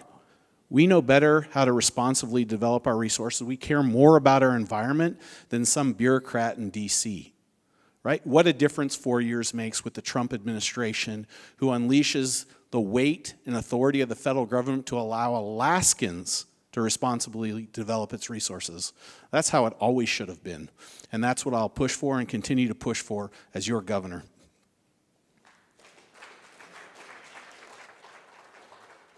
Shelley, please. Can you tell that trawl's a hot issue this election season? It certainly is. And you know, I recognized it back in May when Senator Cronk introduced a bill, really learned about it and studied it over the summer and the fall, watched the documentary that came out in July, understood that over on the Atlantic side they decimated some fisheries because they didn't take steps soon enough. And Alaska's culture is very much about fish, is it not? But I think of it in a way that's a little bit different in that it's food security. It's economic security. And we have to do what's right. And I made a very detailed back end of last year, I think an 11-minute video on the steps that we need to take to address the trawl bycatch. I understand there are other factors. There are other factors we cannot control. But we need to make sure that we get the bycatch issue the best that we can. And I'll tell you why. Because right now what's happening up our rivers, there's less fish. You know what's happening there then? The bears aren't getting fish. And so what are the bears going after? They're going after baby moose. So what you have is when you have one thing affect the whole system, everything's connected, right? So we have to get these pieces right. And I'll tell you the other resource I want to work on, because it's like a PFD to us all, and that's our moose and caribou populations. We can do better. Sweden harvests 2 to 3 times what we do have in moose and has less land. We can do better. We can control the predators better. We can enhance the habitat better. We can make sure that the commissioner is tasked to manage our resources for human benefit. There's some that are deep in bureaucracy who follow the nature's way. You know, don't disturb, let the wolves out there, let the bears out there. Well, you have a right to your moose. You have a right to your caribou. You have a right to your fish. And we're going to work on that. And when I think of resources, too, I want to mention one other thing.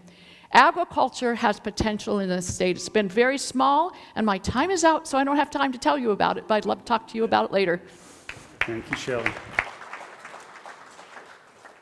Tom, please. I think you have to bring Alaska's fish home. I've been talking about it for the entire campaign. One of the things that you'll see if you go online, I have a 58-minute video where I have a discussion with Fish Magazine, and we talk about the details of this industry and the details of this fishery, these fisheries, and the importance of them. Number one, you have to ensure that within our 3-mile limit, we actually enforce the regulations we have, which means that we have to enforce bans on trawling, in particular, even midwater trawling, ensuring that they're not dragging the bottom. Number two, we have to ensure that the North Pacific Fisheries Management Council appointments are in coherence. They work together. We have a majority. 7 of the 13 members of that council are ours. We appoint them. The governor appoints them. They have to be working together on policy. That way we ensure that at least in the U.S. limit that we are ensuring that we have consistent policy that favors Alaskans. That means the advisory boards cannot be dominated by one industry, which they are now. They are dominated by the trawl industry. We have to ensure that industry does not play a role in that process. But we also have to recognize certain things that are happening. You may deny climate change, but the green crab is now moving all up southeast. What they're doing is wiping out habitat. They're moving there not because they don't recognize, they're moving there because they don't recognize international boundaries. What they recognize is the water is warmer. It's changed the genetics of salmon in the southeast fishery, which means that you're going to have to look at how you raise salmon to ensure that your genetic species can survive the warmer weather that's happening there now, the warmer water. So it's a matter of a combination of different issues that have to be addressed here. If you address them all, you have the chance of ensuring those fisheries last. Fish is supposed to feed the future. Alaska feeds the future. And if we do not have fish, we cannot do that. And that goes for both the pollock fishery, but our own. So let's bring our salmon home, and let's ensure that we have fish for the future to feed our own kids. Thank you. Bernadette, please. There we go. It's campaign season, so we're all going to talk about trawling. I'm one of 2 candidates in this race that's never taken a check from government. This issue of our fish being limited did not happen overnight, you guys. We didn't get here because we failed to act 6 months ago or we failed to act last year or 5 years ago. This has been going on for decades. Ironically enough, in this governor's race, there are decades and decades and decades of government experience. We've all heard it. You've heard a lot of it today. I've done this, I did this, I worked in government. They have failed us on this issue. You don't need to be a marine biologist to recognize and be told that, by the way, you may only be able to pull up 1 halibut. What a joke. I got to be honest, I want to roll my eyes out of all the experience that is up here on this stage and all the experience that is in this race. And like I said, we didn't get here overnight. We made the commitment early on in this campaign that I would not take any money from the trawl industry. I made that commitment straight out of the gate. I've watched legislation for the first time get introduced last year. For the first time, by the way. We didn't have trawling legislation before that. I don't recall, there's certain people up on this stage that never even signed on to that legislation, by the way, because we started researching it last summer, despite the fact that the problem goes back for years. I've also made the commitment that we would not appoint anyone to that trawling, or to the fisheries boards that has a conflict of interest or works for the trawlers. The governor nominates 6 out of 11 of those positions, and I'm not going to nominate anybody who has a conflict of interest. We need to have a conversation about the gear that's used. We need to have a conversation about observers that are on boats. We should absolutely not be dragging the bottom of the ocean floor. We need to make sure that we are incentivizing them and bringing everybody to the table so that we can get to 0 bycatch. That needs to be that North Star that we've got to fight for.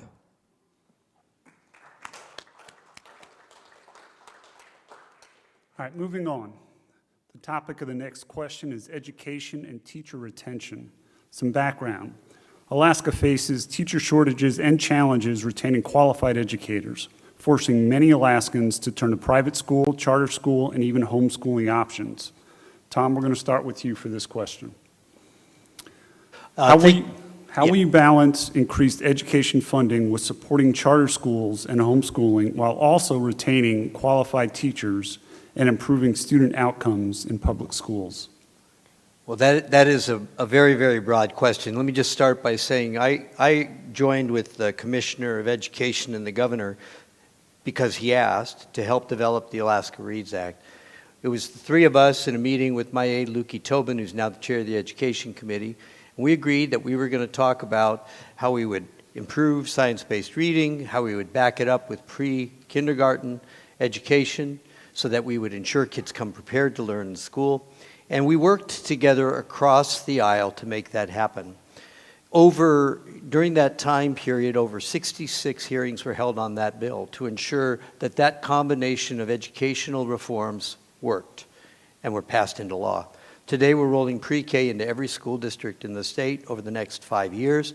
And in the process, where we have already done this, we're seeing improvements, whether it's the North Slope, Nome, Petersburg, Fairbanks, Galena, Lower Kuskokwim School District, all of them are beginning to show improvements based on that education reform. So the first question you ask is, how do you ensure that you have viable education reform? You work across the aisle, you develop it based on no trigger words from the right, no trigger words from the left. It's like fixing a pothole. It's not Republican or Democrat, it's your kids. It's education, and you want to actually ensure that it's done to the best of your ability. It also means that we have to ensure that we retain our teachers. Today we don't retain teachers. They have a 401k. We're the only state in the union with one. So at the end of their fourth year, their fifth year, they begin planning for where they're going to get hired next that has a pension plan. We have to have a pension plan in this state. We need to return to one, or at least give our teachers the right to go into Social Security, which we have not done. We're the only state in the union that doesn't have a pension plan. That's why we don't retain our teachers. Finally, we criticize school districts for not having the responsible budgets, but we give them their budgets 2 weeks before their budgets begin. Forward funding, ensuring that we full fund, that's how you build a strong education system. We're proving it now. Thank you. Thank you, sir. Adam, please. I can. How will you balance increasing education funding with supporting charter schools and homeschooling while also retaining qualified teachers and improving student outcomes in public schools? It's an excellent question. First off, I'd like to start, I'm a proud alumnus of public schools. I went through a K through 8 in Chapman School in Anchor Point, then Homer High School. Public schools can put out good kids. But the reality is, we are not just fighting against funding. We're dealing with school districts that have put ideology in there and has actually made, it's this fight between what is schooling versus education. And we have not actually done a good job. This is why parents want to pull their kids out for homeschool or bring them to charter schools, because of ideological alignment. I am 100% supportive of that. But we have to make sure we find a way to support our neighborhood schools. And this is across the board. And also to always make sure charter schools are public schools. I think a lot of people think that's a private school. Charter schools are administered by the districts. They actually do more with less resources. So what we can do is make sure that we give our teachers Social Security benefits. I don't know why we never opted into that. This is something that I think is actually a state priority. We cannot afford to go back to defined benefits, but we can actually pay that small, relatively small fee to make those teachers whole on par with the rest of public employees. When you look at possibly you and defined benefits, other states have that with their public employees and teachers, and they still have recruitment and retention issues. This is not a panacea.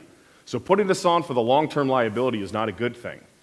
When I've gone around the state and I do meet and greets and I talk to communities, people do want more education funding, but they hate the black hole that is the BSA.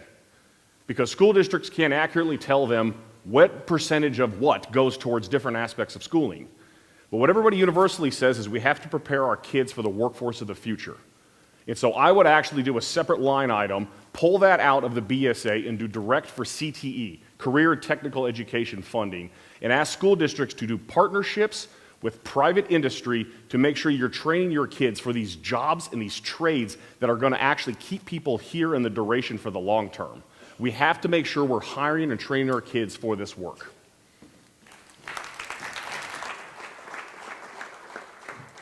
Bernadette, please.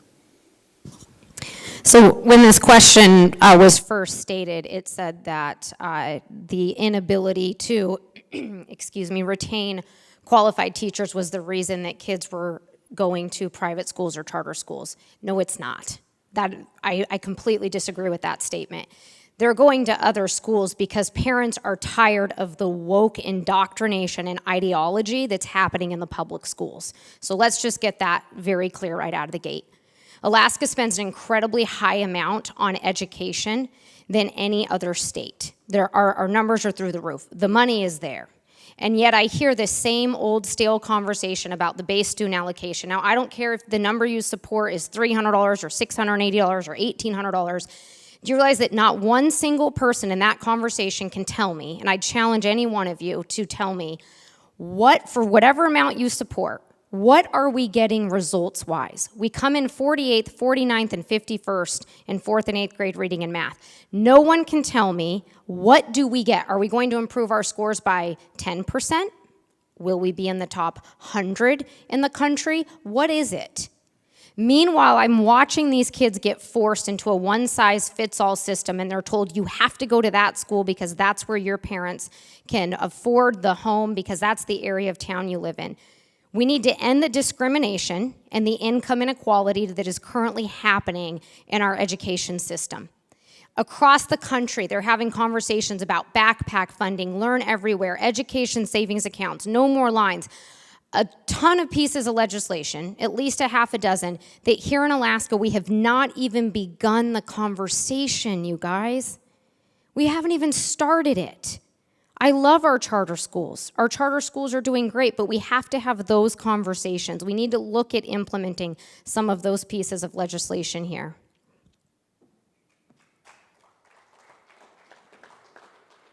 Matt, please.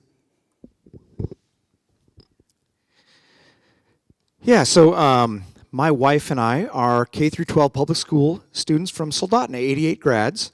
Married her 36 years ago right out of high school. And we're proud of the education we received in the 1970s and 80s. It was a very different world. We couldn't have told you the political ideology of any of our teachers back then. And I think that's a major problem. Education is a lot like healthcare. We can get lost in the weeds. We can have plans, this plan, that plan. Like Mike Tyson said, right? Everybody's got a plan until you enter the ring and you get punched in the nose. So we have to have a vision for education. A vision is that we need to empower parents and families to have a greater say in how that day goes for their child.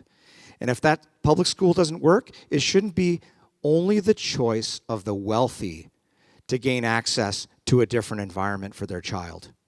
Okay, our public educational system needs adequate funding. It's really the only place that can serve the special needs student. There's many other students that are best served there, but many of our kids are best served in charter schools, VOTEC programs, which I'm a huge proponent of, with this burgeoning economy and natural resource opportunity that we're facing. But, you know, the era of that big campus edifice school that cost hundreds of millions of dollars, that's going away. It's being decentralized with technology. We should not be fearful of technology. There are now examples around the country, alpha schools out of Austin that are leveraging AI for a part of the day for a one-on-one teacher-student ratio that tailors the material to that student. They're testing in the top 3% of standardized testing. So we need to have a vision of what's important, parental choice, and we need to leverage this new world that's going to hit us like a supersonic tsunami. It's going to leave us in the dust unless we gain access and leverage this for the benefit of our kids.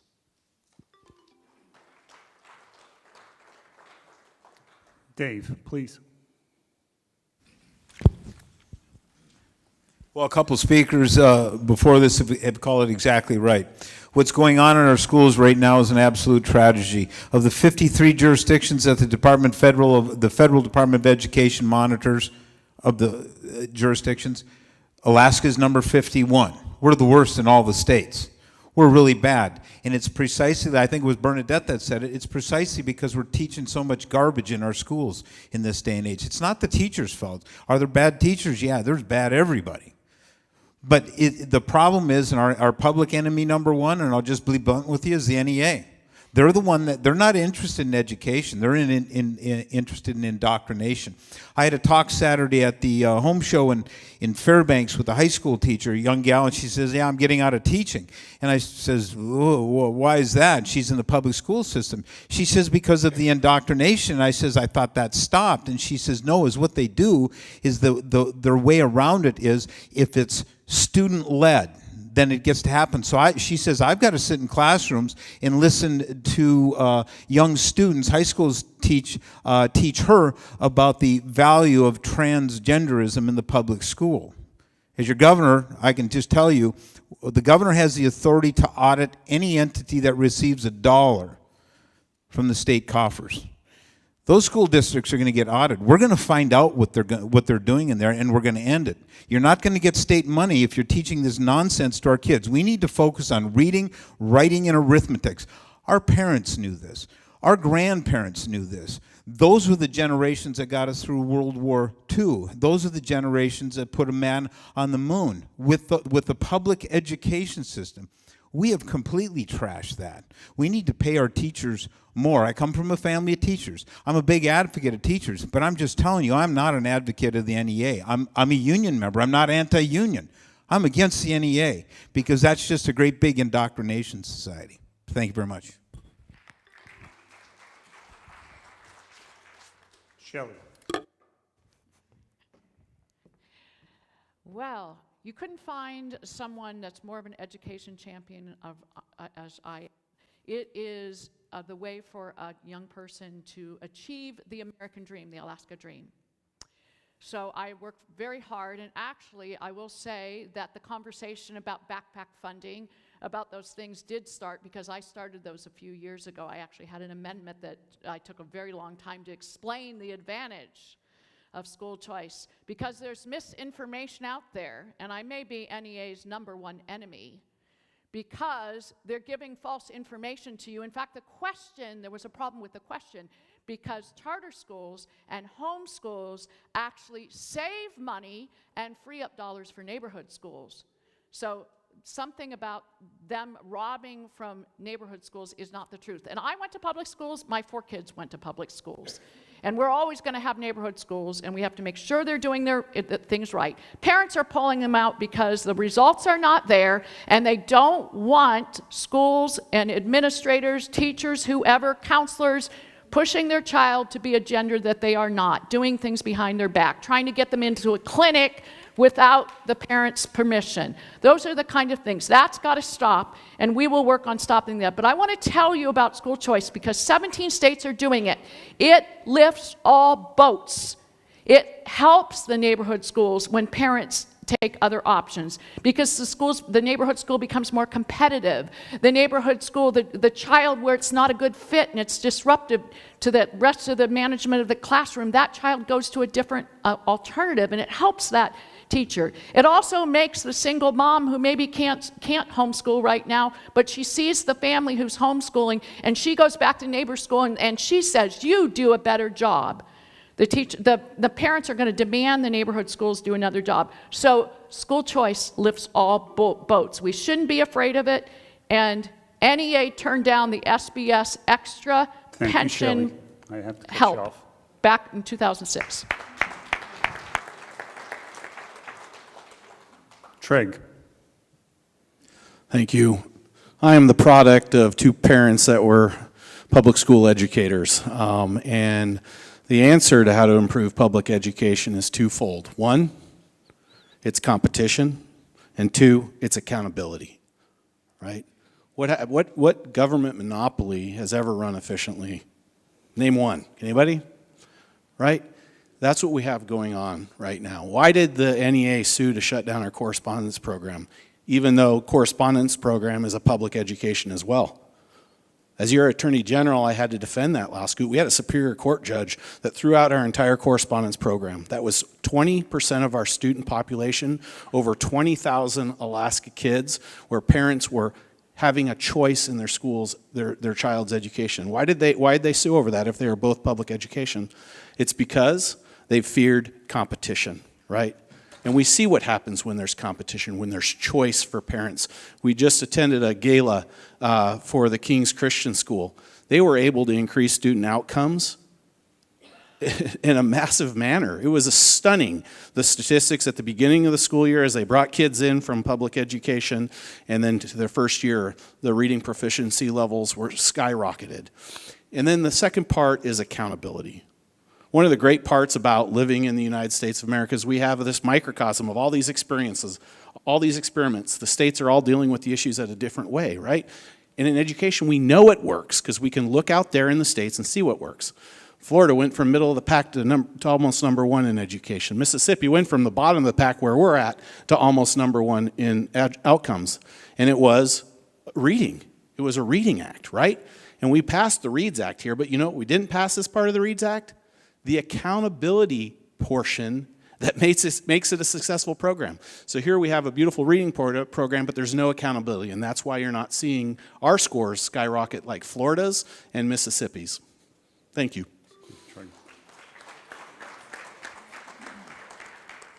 All right, moving on. Question number 5, the topic, state revenue and economic development. The background, Alaska relies heavily on oil revenue while our costs continue to rise and needed services are increasing. The question, and Matt, we're going to start with you on this question. What specific revenue measures will you support? Income tax, sales tax, or new economic development?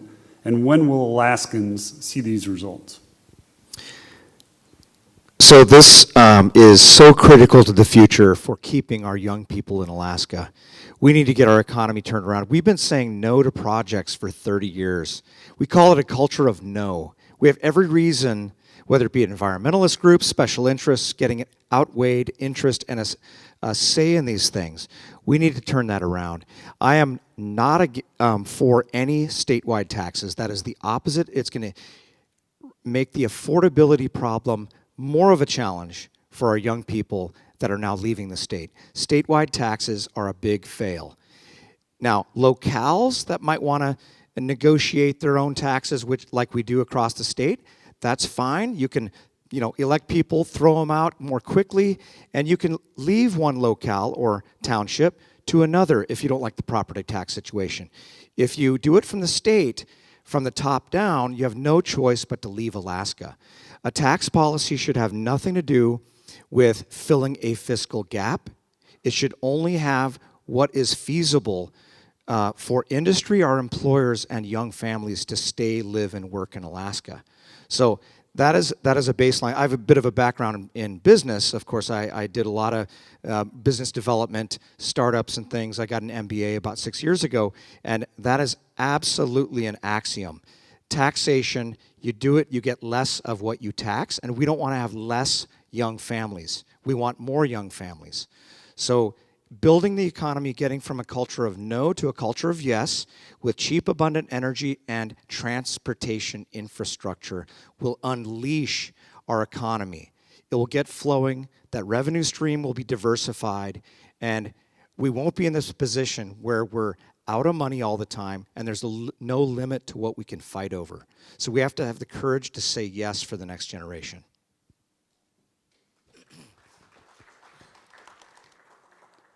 Treg, please. Alaska does not have a revenue cut problem. It has a spending problem.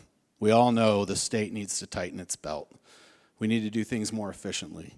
We saw a perfect model, an example of that at the federal government level. To a certain extent, we need to do the same thing. We need to unleash AI to identify the areas of waste and fraud within the Alaska and then target those. Go in and see what's going on there. What can we change to make that better? One of the biggest budget items that Alaska has, 20% of our budget, do you know what it goes to? Medicaid, right? Medicaid. And by the lowest estimates that I've seen is that we have about a 30% fraud in our Medicaid system. So there's certainly areas that we can tighten our budget. The last thing we want to do, we already have an epidemic of families leaving this state. Families that provide the necessary workforce to help push this state forward, right? The last thing we need to do is tax them. They're leaving the state because of affordability issues. That would be the last thing we do is to tax them. They'll just flee in greater numbers, right? Alaska is a resource-rich state. We have exactly what the United States and our allies needs. We have some amazing developments coming online. We have PICA coming online here probably this week, next week, right?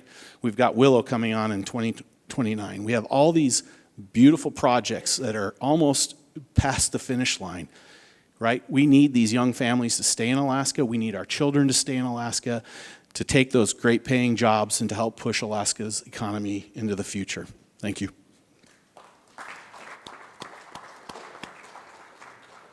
Tom. We do need those young families to stay in Alaska, and it's too bad that most of those projects that we talk about on the North Slope actually don't employ a whole lot of Alaskans. 24% of our workforce up here doesn't live in the state of Alaska. You might not have seen that data point. That's from last month from our own Institute of Socioeconomic Research. We literally allowed the oil industry to rewrite our tax code back about 2013. That new tax code, which came into place in 2014, cost the state billions of dollars. What we actually have is a spending problem. No one who talks about a spending problem ever gives you the ideas of where they're going to cut. What we have is a problem of not collecting the revenue that's the fair share of all Alaskans. We have multinational corporations that are shirking their tax responsibility in Alaska. Our legislature, if it acted, could do three things today that would actually produce nearly $500 million in revenue in a reoccurring basis. Number one, we passed an internet fee with bipartisan majorities last year. The governor vetoed it, and that veto was sustained. That internet fee would have brought in $35 million at least annually, and you wouldn't have paid a dime for it. Number two, fixing the Hill Corp exception, which allows a major oil company to not pay its fair share of corporate taxes. It took those corporate taxes paid by British Petroleum off of our books, cost us over $100 million annually. We estimate that could be as high as $150 million today. Number three, the three legacy fields, Prudhoe, Kuparuk, and Alpine. If we weren't giving $8 tax credits to those fields today, but it actually zeroed them out, it wouldn't affect the industries that made record profits over the last decade while those very fields were producing oil. We would have, in fact, be making anywhere from $200 to $250 million annually. And the Resources Committee in the Senate today says that number's closer to $400 and $450 million. So it's not a spending problem. It's not having the will to collect the revenue we need or the ability to communicate with the legislature to make it happen. I'll do that as governor.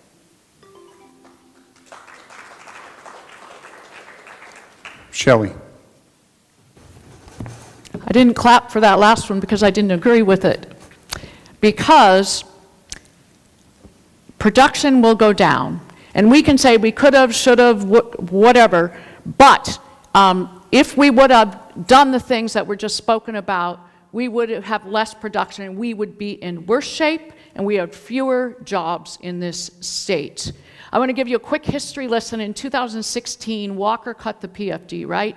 That was the point where there was an intersection of low volume in the pipeline and low prices, and the bottom fell out. That's why we have to diversify the economy. That's why we don't want to increase taxes. We want to increase the economic activity and our participants and increase the number of revenue streams. That is the goal. But I want to tell you what happened before 2016. You may not be aware. Between 2006 and 2016, that 10-year period, the operating budget grew by 50%, and that has never been addressed.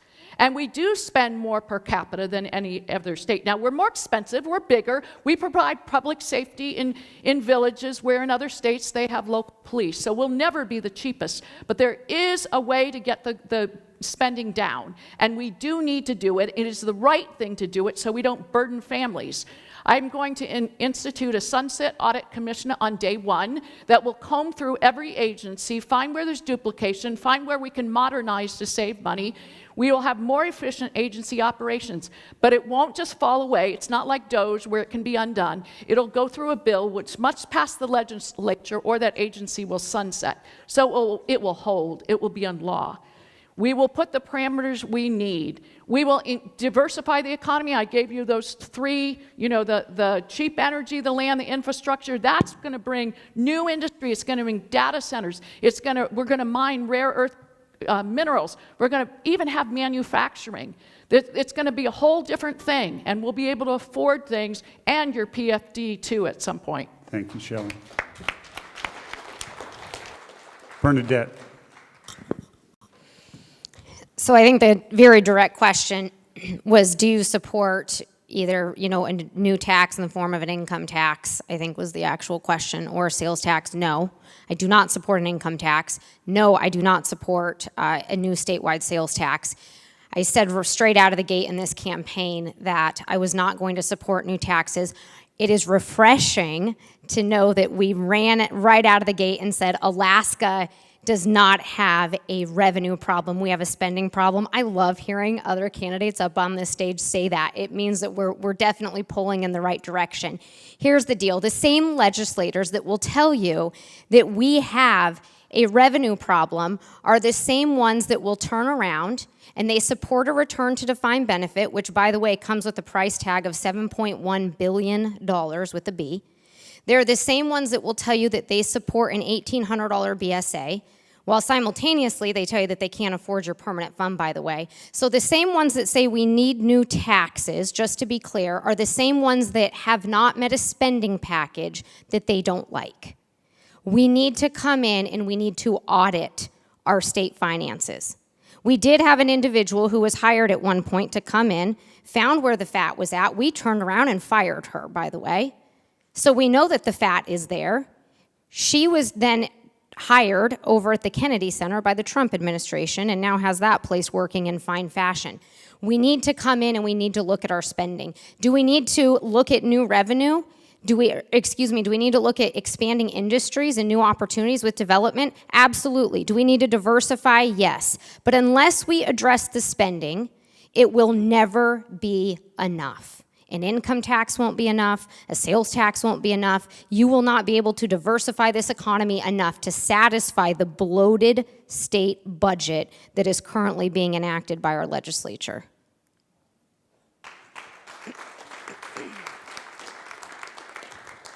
Dave.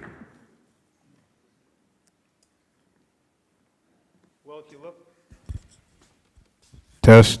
If you look across the country, someone touched on it earlier, and it was this. You look at all the states that have high income tax and high sales tax. There's this New York, California. Californians are Californicating the entire western half of the United States. New York is fleeing writ large because they just elected a no kings Marxist to the mayor in New York City, and now they're all flooding, Democrats and Republicans alike, by the way, to Florida. Taxes aren't the answer. Responsible government is the answer. And one thing I got to touch on here, because it came up. This attack on Hill Court. I think it's SB 275, I think it is. And I'll just name it. It's Senator Wielkowski and it's Senator Kathy Giesel, so it's got bipartisan support. Let me tell you a little bit of history. All the lights in this room and all the heat in this room come from Cook Inlet natural gas. In 2012, we had a shortage. We were going to get brownouts. That's what was going to happen.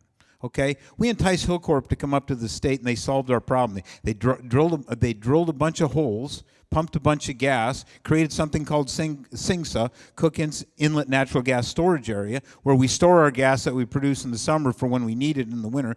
They store it underground. They came in. You knew back then that they were an S-Corp. And all of a sudden now it's 2025 and 2026, you're asking to dig into their books and tax them. I mean, how about biting the hand that feeds you? That's what that is. They saved our bacon, and now they're tired of it, and they're saying, yeah, we're going to start driving more resources to the North Slope. That's the problem. I'm dealing with a data center company from Phoenix, and they're saying, and I've been working with them for a few months, giving them much information. They want to build a big data center, McKinsey Point, and then this is what they got to. They says, "Are you going to do to us what you're doing to Hillcorp?" I mean, we're biting the hands that feed us. We got to knock this stuff off. We did it to Shell. We did it to PP. Now we're doing it to Hillcorp. When is this stuff going to end? Thank you.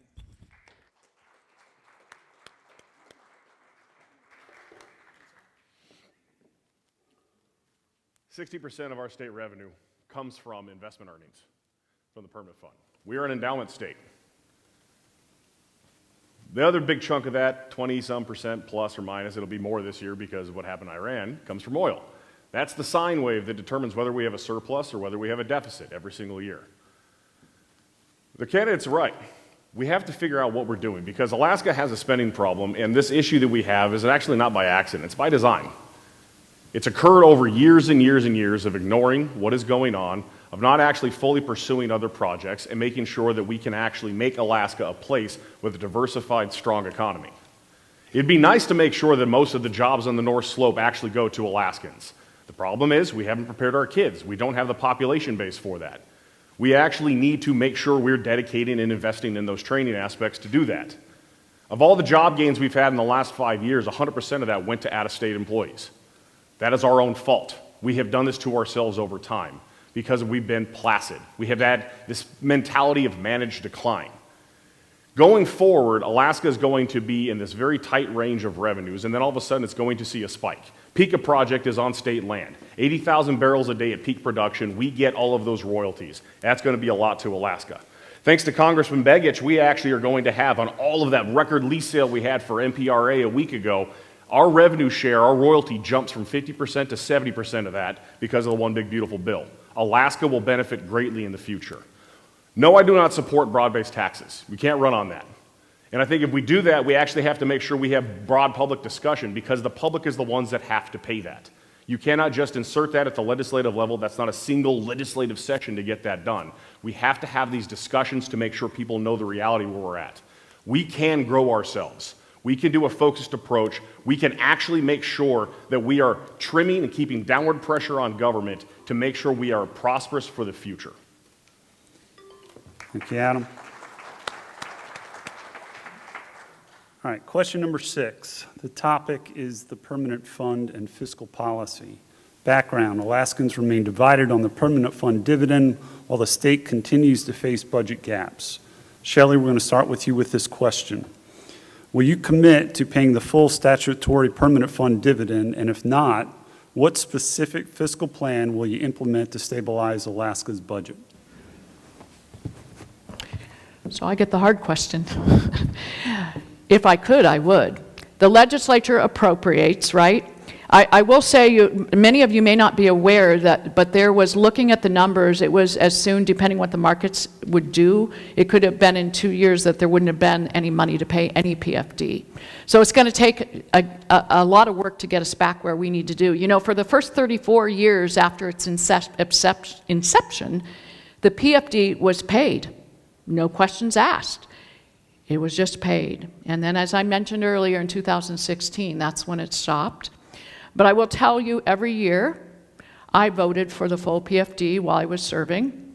But there was a majority of legislators who preferred keeping the operating budget up to what it was. And so, as I also mentioned earlier, I'm going to institute the Sunset Audit Commission. I'm going to push for a constitutional spending cap. Now, that's been around a while, so you say, well, Shelley, how are you going to get it through? I am going to use the bully pulpit like no governor has since statehood. I'm going to communicate directly with you because you deserve to know what is going on. I won't rely on press conferences and the media giving their spin. I will communicate directly with you to know what is going on. And I believe Alaskans are common sense. They don't want to get taxed out of their homes, and they will support a constitutional spending limit fixed in the Constitution. They will put the pressure on the legislators in Juneau, and we will get that in place. And while we work to diversify the economy, we'll expand the number of revenue streams. We'll be in a place where we can begin to pay the PFD without question. Just play it like we did before. Because I tell you, Governor Hammond instituted it to protect as a safeguard. Milton Friedman said it was very important for our private sector because that dollar multiplies. We need to get back to paying the PFD. Thank you. Adam. It's ping-ponging. This is good because I ran out of time on my last answer. So, full statutory dividend would actually be $2.5 billion. That's a lot of money out the door. It's a lot of money for us. That is our share of the revenue wealth for as Alaskans. I was the vice chair of the Permanent Fund Board of Trustees. So I know where the numbers sit, I know where it's at in the earnings reserve account and how much money there is. The reality is, if the legislature, who is the ones who decide the PFD limit based on a Supreme Court decision, if they pay that out once, we probably don't have a dividend going forward. I think we have to find a way, a predictable, transparent PFD formula going forward that Alaskans can understand. Growing up in the 80s, Dad got hurt, we had to sell everything and move to a dry cabin. That dividend meant a lot to us. It's important to Alaskans. It can help, it can move the needle and make sure families actually have necessary things. But can we pay that full amount multiple times? No. I'm for actually Alaska growing in such a way that we are building our royalties. Every time that we develop our mineral resources, those royalties, 25% of them gets deposited into the corpus. It's protected forever. We get to invest on that and make money for Alaska. We have 49 to 50 critical minerals in the state. We've got roads that I've sat on as the board of ADA, our development bank, to vote for to move forward the West Sioux Road and the Ambler Road, these roads to resources to get access to these mines, to bring these minerals that the world needs, and we can create a U.S. domestic supply chain. This is how Alaska has our prosperity going forward in the near term. We have to find a way in order to do this, to actually move these things ahead and put shovels in the ground, because if not, Alaska dies on the vine. If we move this ahead, we actually have clean energy projects at Terra Energy Project. We're going to build transmission lines. We get AI data centers. And Alaska then has a value-added process on all of its mining. And we have year-round durable economy jobs that are high-paying. And Alaska is a place of opportunity into the future.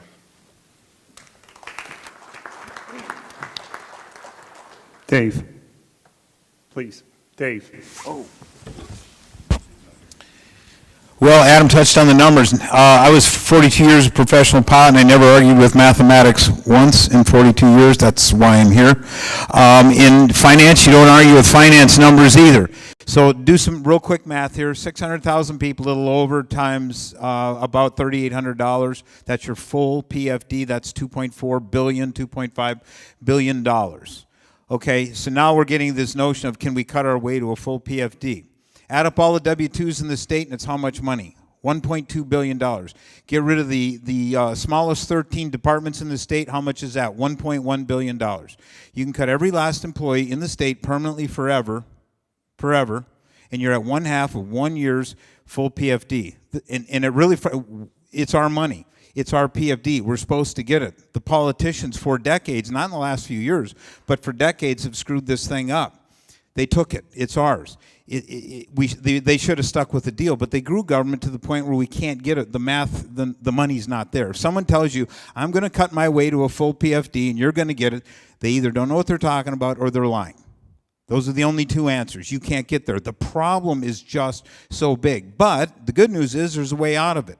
So about 30% of our budget is oil. The other 70% is earnings off the permanent fund.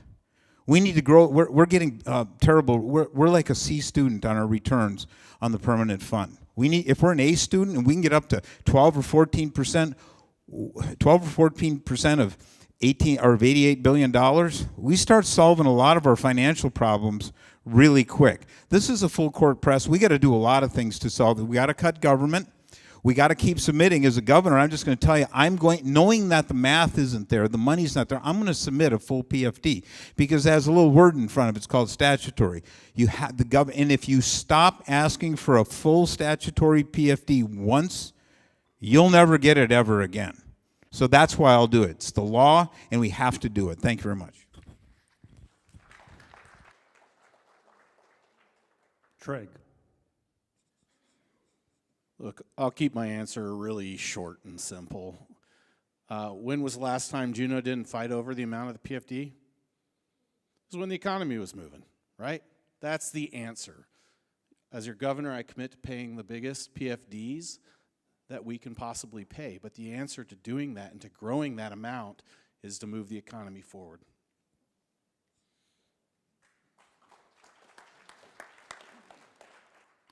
Tom.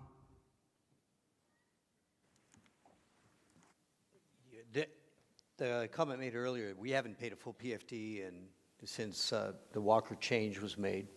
And the reason we haven't is we can't afford to pay a full PFD. And one of the things that I've said is rewrite the statute so we're not breaking the law every time. Rewrite the statute so it's directly connected to the permanent fund itself. These guys are generally right, 60%, or close now to 70, but 60% of our funds come from the permanent fund itself. Ensuring the permanent fund is healthy, that it earns much better than it has earned, is critical. Because in the future, the permanent fund will be our source of income. It's our renewable resource.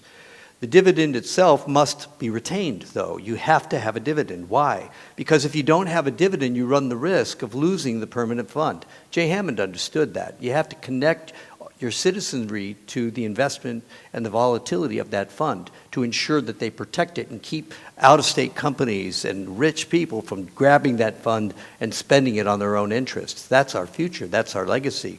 When it comes to the 49 to 50 critical minerals that were mentioned earlier, that's right. But we also have one of the lowest royalty rates for minerals in the entire nation. Right, Republican states like Wyoming and Utah have the highest royalty rates for their minerals. We need to do the same thing, replicate what they're doing, so we can ensure that we get full value into our permanent fund to also ensure that we get that dividend. Now, if you tie the dividend to the volatility of the fund, when that fund goes up, you have that dividend go up.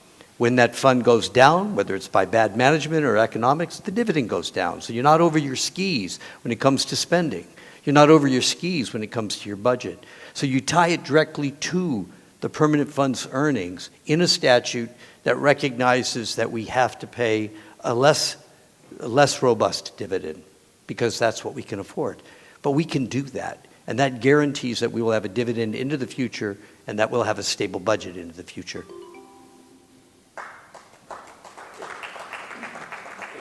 Matt. This is another one of those awesome topics. I've discovered this one. So I remember my first permanent fund dividend was when I was 12 years old, and it was the very first one paid out to Alaskans in 1980, and it was $1,000.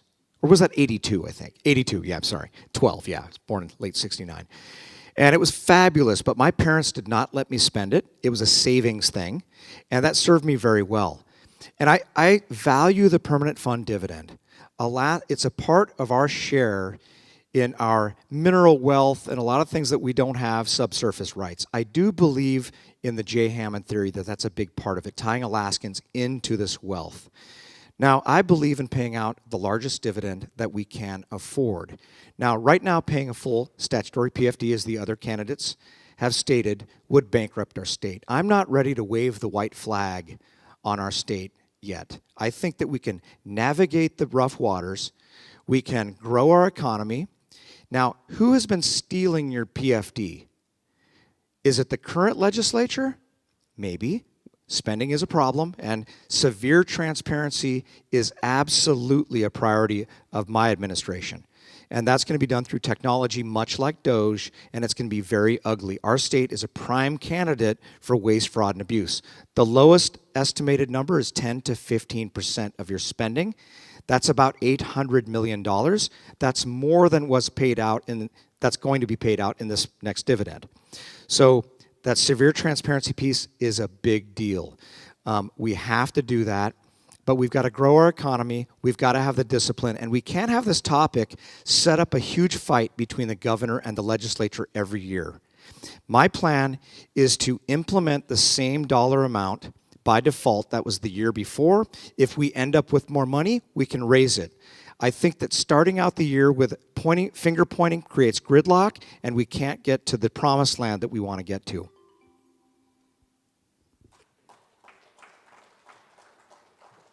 Bernadette.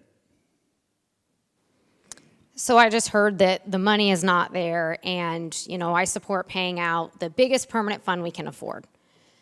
I want to say very clearly that I absolutely support paying out that statutory formula. And if it is me versus the legislature, and if I'm the last person standing between you and the legislature on that issue, then so be it. But just a reminder for everyone, when we talk about the permanent fund and what we can afford, and the money's not there, we're talking about a formula. There's a formula in place that they are ignoring. You were never guaranteed a $3,800 permanent fund dividend.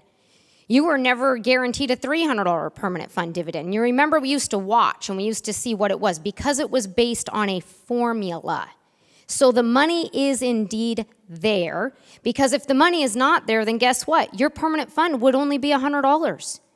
If the money is not there, then your permanent fund will only be $50. They are ignoring the formula, and they need to be following the law. I find it interesting that the same individuals who don't want to follow the law have not met a spending package that they don't like. But more importantly, at the heart of the permanent fund conversation is this, and I'll tell you why I will absolutely not concede on this. I'll veto every damn thing out of that budget until those legislators can figure it out. We will go into those districts and we'll raise holy hell, because at the very foundation of that permanent fund is a debate over who knows better how to spend money. Is it you or is it government? And if for nothing else, you guys, you cannot concede this fight, because at the very heart of it, we have to fight for the very idea that you know better how to spend that money, not government. And if the money is not there and they follow the formula, then there won't be a permanent fund. Follow the law.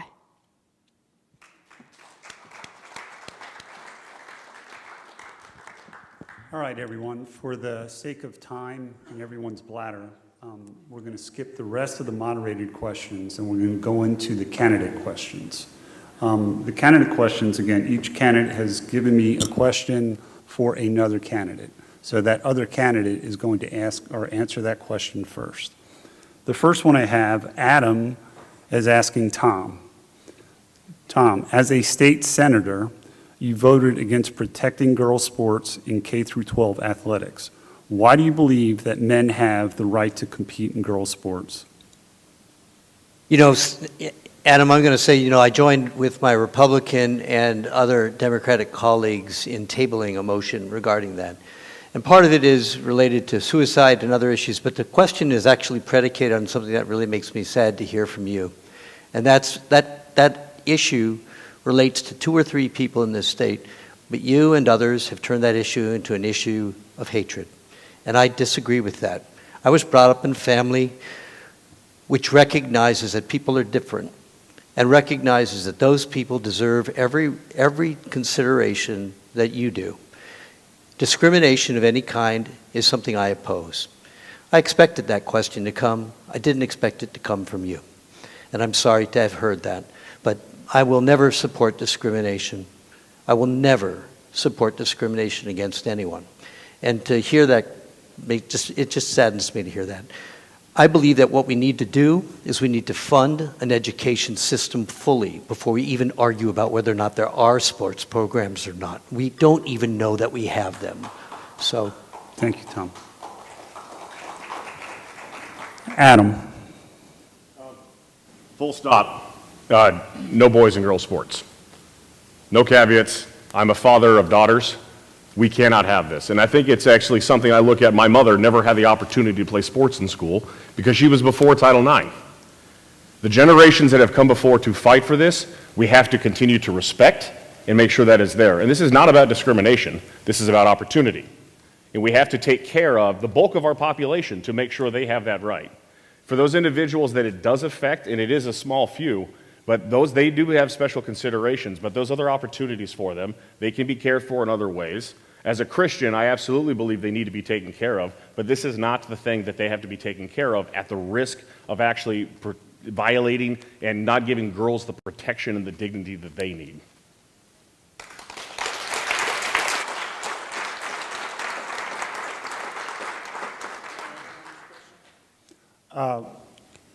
No. Okay, the next question. Treg is asking Matt. Matt, being governor requires both pushing back on federal overreach and working with federal partners to get results. What's a specific example from your record of doing each, and how would that shape your approach as governor?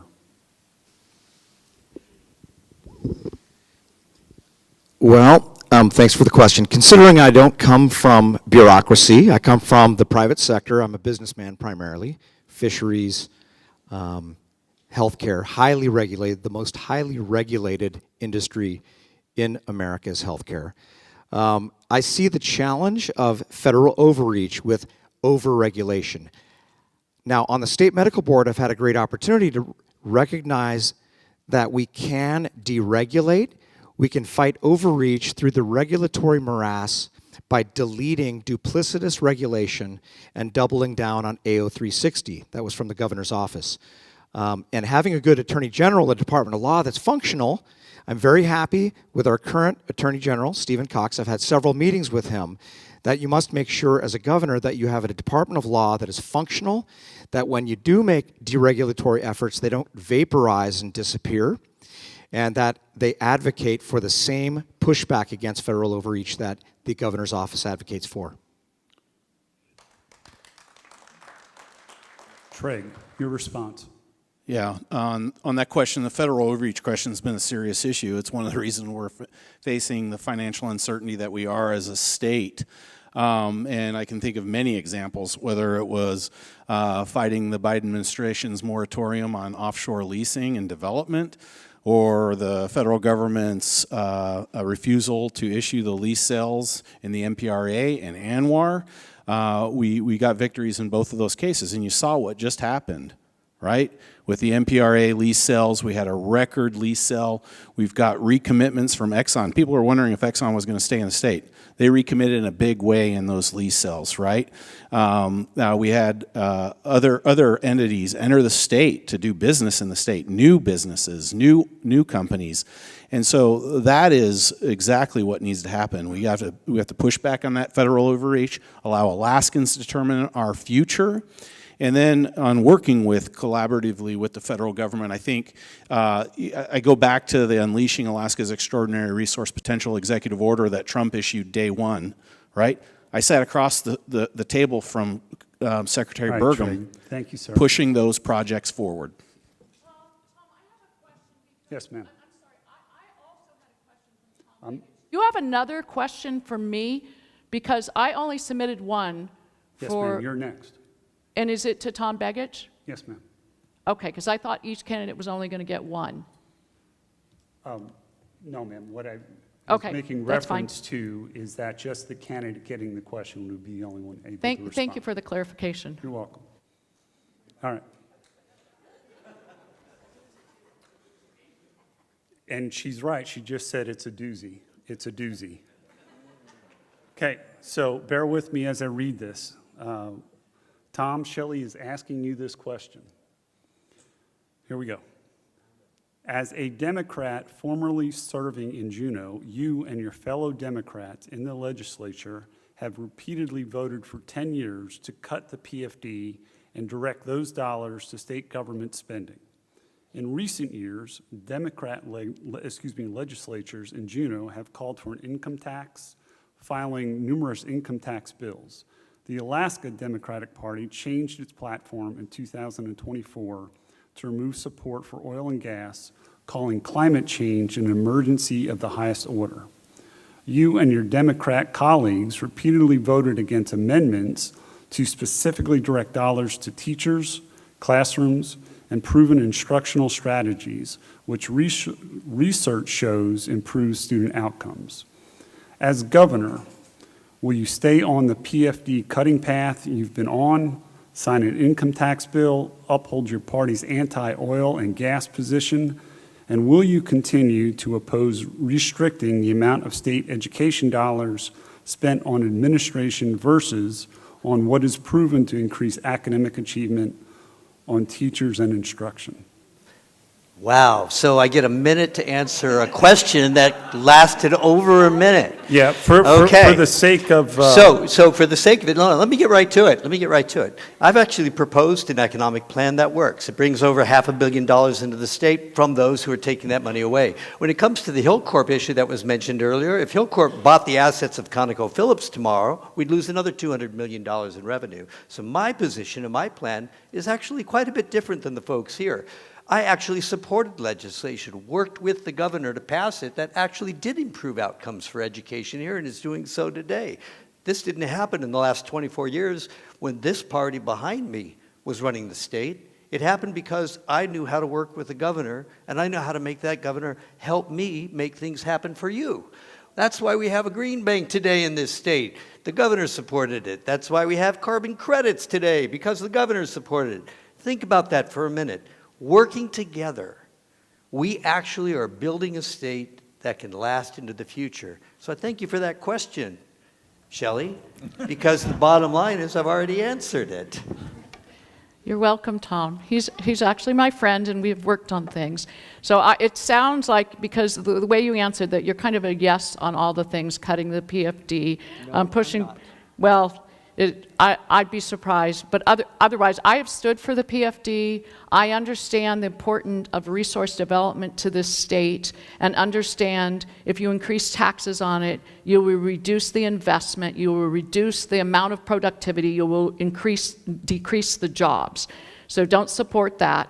And I do not support an income tax. It will cause a mass exodus.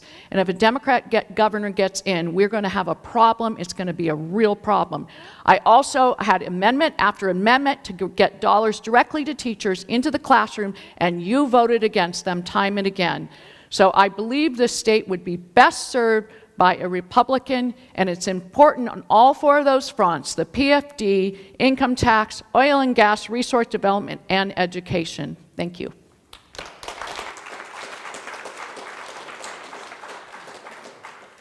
All right, it is Tom's turn to ask a question of Matt.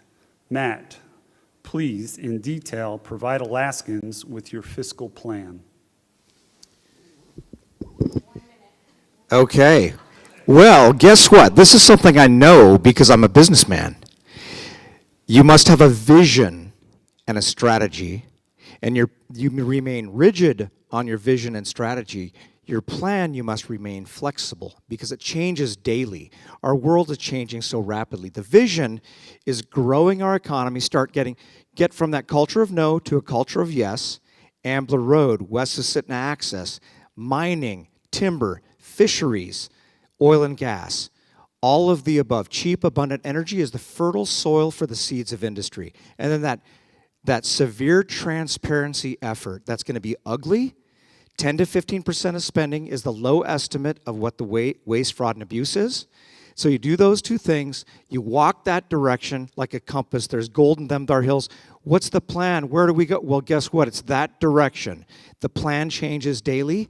A plan is not a strategy is not a plan. A vision you remain rigid on. There you go. Thank you, Matt. My fiscal plan I've already described, but number one, you ensure that we're getting our fair share of our resources and that we stop leaving resources on the table.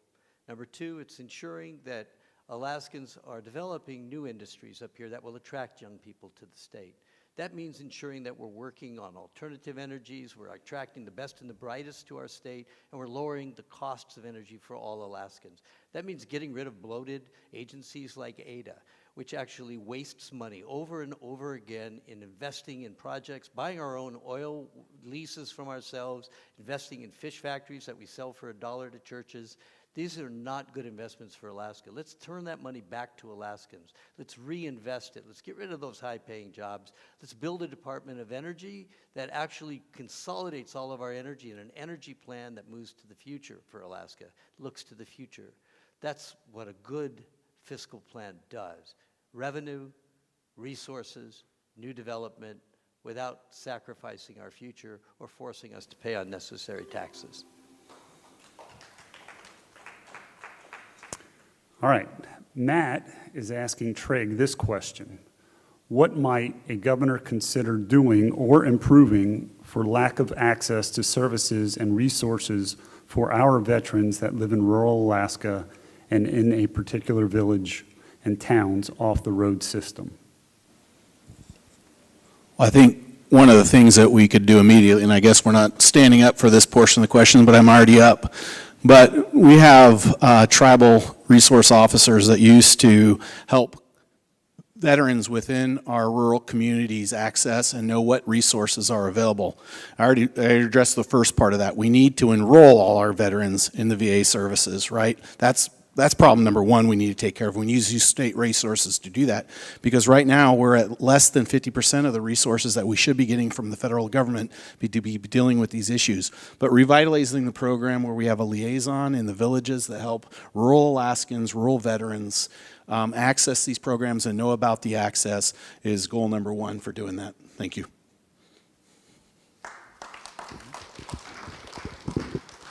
Matt? All right. Yes, so something through my meetings with Verdi Bowen, our Director of Veterans Affairs, and our Deputy Secretary, advised that one of the great innovative things we're doing for our veterans in rural Alaska off the road system, we have developed a VA, Indian Health, and THC relationship and partnership that gives unfettered access to our veterans to the rapidly growing ANTHC, Indian Health Services, and Tribal Health Consortium facilities and providers to allow them to have access in their communities. They are members of the community. They don't have to be Native veterans. They can be anybody out in rural Alaska. And that is a beautiful innovation. We need to double down on that.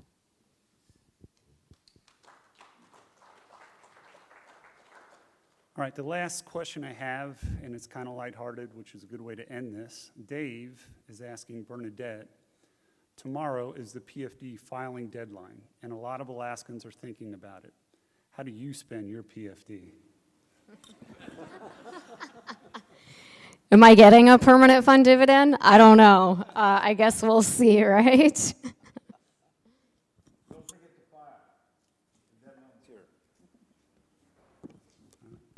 Dave, you want to comment on that at all? That was it. No, I just cited it in a lighthearted and as an opportunity to remind folks that the filing deadline is upon us. It's your money. File for it. And I didn't ask a question of any of the other candidates because I already know who I'm voting for. Smart. All right, so that ends all the questions. I'm going to give the candidates each an opportunity for closing comments. Set the clock at 2 minutes, please. Bernadette, please. Well, thank you guys so much for being here, for taking your Monday evening, and for tuning in online. And thank you to the Veteran Community Partnership for putting this on. And again, I want to reiterate my thanks to all of our veterans and those that are currently serving and the sacrifices that your families are making. You know, as I sit up here on this stage, I can flash back to gubernatorial debates that have gone on for years in this state, more than 10. I think we could go back probably 20 years. And the questions are the same. It's the same questions about education. It's the same debate over what we're going to do about resource development. It's the same debate over mental health, access to health care. The whole host of questions is the exact same. We can go back 10 years and look at the same debates. So the question that each of you has to answer this election is, what are you going to do different this time? How are we going to make sure that these aren't the same questions that we're having 10 years later? Now, there's a lot of government experience up here. I am one of the only ones that has not taken a check from government. And I will say this. Some will get up here and say, oh my gosh, but you got to have the executive level experience and you only get it from government. No, you don't. I know a heck of a lot of colonels and generals in our military that would make damn good governors. And I know a lot of business owners across this state that would all make very fine governors. The reality is, when you look at the job that Donald Trump has done, Nick Begich, people come to me and say, Bernadette, your great Uncle Wally was one of the greatest visionaries Alaska ever had. Those three men all came from outside government and had signed the front of a paycheck. I share those two traits in common with them. So I'm asking you, this election, what will you do differently? History, both past and present, answers that question for us. Thank you so much. Dave. Well, the issue, it does come down to experience. And in the right kind of experience. You look at Donald Trump, if you weren't going to vote for someone who had a government paycheck, Donald Trump got a government paycheck for 4 years, 2016 to 2020. So in 2024, I guess no one voted for Donald Trump. Because that's what you're saying. You got to have the right experience. You've got to. There's only two people up here that it's run anything that's been very large. 3,400, about 3,100. I ran the airport. There's about 500 people in politics, executive level politics. So that's mayors, that's governors, and that's presidents. This is really hard work. It has nothing to do with the legislature. Do you deal with the legislature over on the side? Yeah, that's an important part of being governor in this state. But you got to be on the other side. You got to run government, and you got to know how to do it. You got to know who's telling you the truth. You got to know who to fire and who to keep. You got to know who to promote. And if you've never run anything of consequence, anything of size, especially in the government realm, you're going to flounder. You know how I know that? Because I was the guy that was floundering. 5 years ago, I got elected as 5 years ago, I got elected as mayor, and I was the brand new guy. I walked into a firestorm. I had a very hostile legislature, the assembly. It was a 9-3 majority against me. And it was tough, and I brought on some very good people. I was smart enough to bring on some very experienced people in city politics. I don't have to, there's no on-the-job training on this for me. I've learned those lessons. I paid the price. I've run that one thing in this state that's 40% of the size of the state government. The closest job by far in this state, I've already done it. So if you want OJT, you got a lot of choices here. If you want somebody that's going to need it, you're not going to need it for me. Someone's got to do this job, and the next 4 years, if not 8 years, are going to be really difficult. Thank you very much. Tom. This is an election of change. It is going to be a question of what does the future look like? Is Alaska going to be sustainable or not? Are we going to have an education system that is improving or not? Are we going to have the ability to pay for our future state or not? Will we provide medical care? Will we provide mental health services? Will we provide the ability to actually construct roads and have a capital budget again? All of these things are issues that come up time and time again. And yes, Bernadette and others here are right. These issues come up because they haven't been resolved. The last 8 years of leadership haven't brought us there.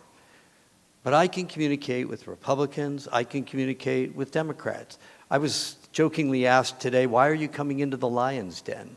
I'm coming into the lion's den because you're Alaskans too, just like me. We want to make this work for all of us. And there are times we're going to disagree, and I know that. But if we do things together, if we work together, we can actually build a state where people take care of each other, where we see a future that actually works for all of us. An education system second to none, where we take full advantage of our resource wealth to ensure that we have an economy that can survive into the future. I want to build an Alaska that lasts for generations, and I want to do it with you. So with your help, please go to my website, tombeggichforalaska.com. Take a look at the positions I've taken on these issues. Look at them in more detail than this short forum gave you the opportunity to do. Know that I care as much about Alaska as you do, whether we disagree on some issues or not. That's how we build our future together. And I'd like to build it with you. I'm Tom Begich, and I'm running for governor, and I would appreciate your consideration.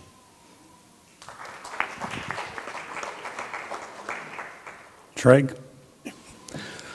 One of the statistics I love about our Alaskan veterans is that they are 70% more likely than any other Alaskan to own their own businesses, right? And I talked about it a little bit earlier. We have to cut the red tape that stifles those businesses and other Alaska businesses. We have to unleash private industry. We also have an important choice. We're going to have 2 years left of the Trump administration. This president understands the potential of Alaska, and again has put the full weight and force of the federal government behind allowing Alaska to develop its resources. We have to have a governor that can work with this administration, and I already have. And I'll leave on this note because it's really concerning to me. It's an issue that I faced as the Attorney General, and so it's almost a public service announcement. Today, as many of you know, I have to have my soda at a gas station, right? I'm in the gas station, I'm getting ready to pay. Now, out of the corner of my eye, I see an elderly woman at the Bitcoin kiosk with a cell phone to her head, and immediately the alarm bell sounded, right? That lady was being scammed. So I went up to her and I said, ma'am, I'm betting that you're getting scammed right now. And I walked her through the process, and she was like, no, I really do have a problem with my bank account that I'm trying to collect by buying $7,000 of additional Bitcoin. And I said, no, you're being scammed. Can I talk to the person on the other line? And I said, hello, this is Treg Taylor. I'm the former Alaska Attorney General, and you're scamming this lady. And immediately they hung up, right? And this is not just something that affects elderly folks, right? It is an equal opportunist. I've had young husbands and young mothers fall for these scams, and they're putting thousands of dollars into these ATMs. Just know this, government's never going to ask you to pay through a Bitcoin ATM. They're never going to keep you on the line and keep the pressure on. So please, talk to your family, talk to your friends, talk to your grandparents, talk to your children about these types of scams, because it happens every day in Alaska. Thank you. Matt. Thank you, and again, thank you to the organizers. And I'm a different kind of candidate. I'm not a bureaucrat. I'm not a politician. I don't make promises, I perform. That's my world. I've spent 30 years treating patients, but also doing business deals in boardrooms and conference rooms and negotiating the hard deal. The perfect deal is often not there. If it's adequate, you make the deal, you move on, and you do another one. I'm not doing this for a new career. I'm not doing this for prestige or for promotability or for peer admiration. I'm doing this for the next generation. Our obligation to the next generation, so they have a reason to choose Alaska as their number one choice of where they want to stay, live, work, raise families. And it's going to take people that have a different kind of background, one of performing and not just promises.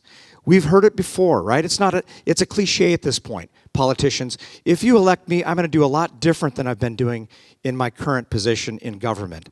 I'm going to make the roads better. They're not better. I'm going to make education better. It's not better. I'm going to make crime better.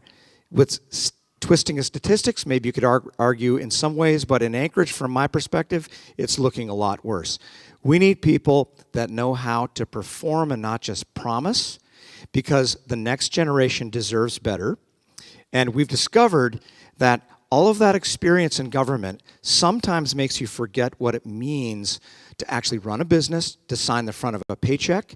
I've run many businesses. I've employed hundreds of Alaskans. The responsibility, the dire responsibility of people relying on you to make the right choice, the right decision to make things happen. That requires fighting where you must fight, but negotiating when you can. You have to align people, and that includes the legislature, to look at that goal, that vision, and our responsibility to the next generation. I appreciate your vote, your support. Matt, for governor, that's number 4, and that's 2 T's. I would appreciate your support. Thank you. Adam. This has been a great event. First off, the stage looks great. You guys did, thank you very much for that. It's kind of cool to be up here. It's a kid from Anchor Point. Had the opportunity to go out of school for football, but I couldn't wait to come back because Alaska was the place to be. There was jobs, there was opportunity, it was hopeful. My 2 little girls, they came late, but I don't know what Alaska there's going to be for them going forward. I want to make sure that we have a state that they can thrive in, that our kids can enjoy, that little guy back there making noise, that the doorbell, it's wonderful to hear, has a place to be. There's a diversity of experience up here. You've heard a lot of very good things. We're all kind of aiming down in the general lane together. But really, it's the sweet spot of experience. I've started companies. I've exited companies. I've ran the largest organizations in the state and government. I reorganized that. The largest reorganization in state government since 1983 occurred under me. We actually broke apart the Department of Health and Social Services because we were failing serving Alaskans. It was too big, it was too cumbersome. We had to do right and actually open that up. That is one of the biggest transparency plays that has occurred in government in a generation. Who do you believe can actually make this happen? Who do you believe can actually use their experience to move the needle? I could be a 2-term governor and I'm still not going to be able to retire yet. I have to be accountable for the way I govern. Far too often we actually have governors step in. It's an end of career, something they want to move forward on. But this is something that actually is a necessity. Nobody rational or sane would ever pick the career path that I have. It has come up because it's been the opportunity to serve and there was a need. Can I help? That has always been the question. Can you help? Can you help make it better? Can you help Alaskans? Can you move Alaska forward? That is why I'm up here. I believe I have something to offer to continue down this pathway. And I look forward to leading Alaska into the future, into this land of prosperity. So it's either manage decline or you can build what's next. Vote for Adam. Shelley, please. First of all, I want to thank Treg for his PSA announcement. That's really a serious thing. I also want to mention to Matt that actually I was the one that worked while I was in the private sector so that veterans could be seen in the rural clinics, worked on DC very successfully with that. So we've heard a lot about whether experience in the private sector or the public sector, you know, what's best and what's all. Well, I've had it in both, and 30 years in the private sector and in the government sector. And what I would say, it's the skill set that goes with it is what is important, and a proven track record. And I talked about that in the opening, that I've gotten major things in a very tough climate through. And I can fight on the one hand, I can negotiate without giving away the farm on the other hand. But I can tell you what I haven't done. Because I don't think you want somebody who's been a governor who's cost the state a lot of tax dollars through mistakes, who's been fired in the private sector, who's run an organization to the ground in the private sector. I have not done that. Every organization I have been involved with in the private sector grew and did better. I've never been fired. I didn't make a mistake while I was serving in an agency costing the state dollars. I didn't hesitate and hold things back. I pushed hard, hard, hard.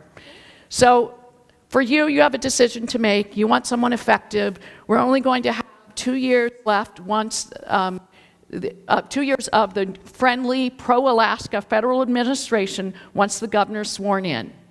So we know what the building blocks are. We talked about the cheap energy, the land, the infrastructure, but we need somebody who can swiftly assemble those building blocks and make use of the time. We don't have time for on-the-job training. We don't have time for someone who's going to bring drama, who's got skeletons in their closet.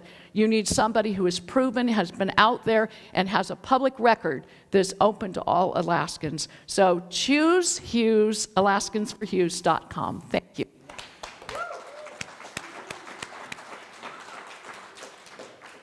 Okay, a couple of things before we wrap up.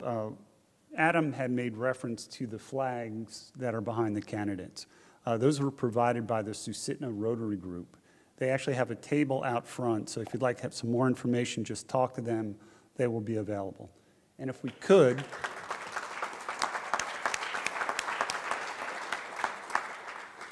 get the barcode up on the screen for the live polling, please. As you sit in the audience, if you would like to do this, there's your barcode, scan it, and that goes for the online audience as well. So we'll get some real-time results. So purposely, I don't have an over the choke,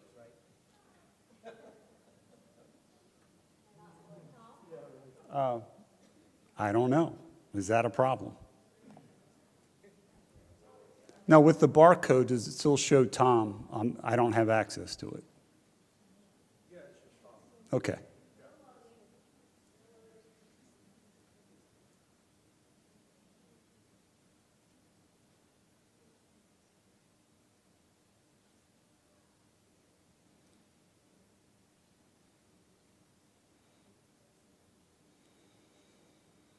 Again, if you're watching this online, please scan the code at home.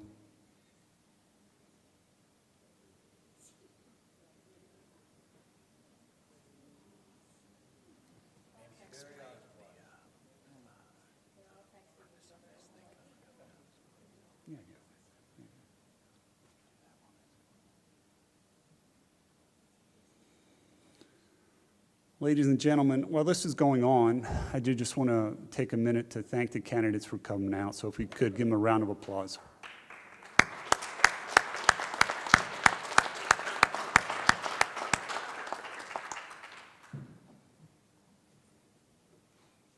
Now, before we close, I'm going to ask that the candidates have an opportunity to leave.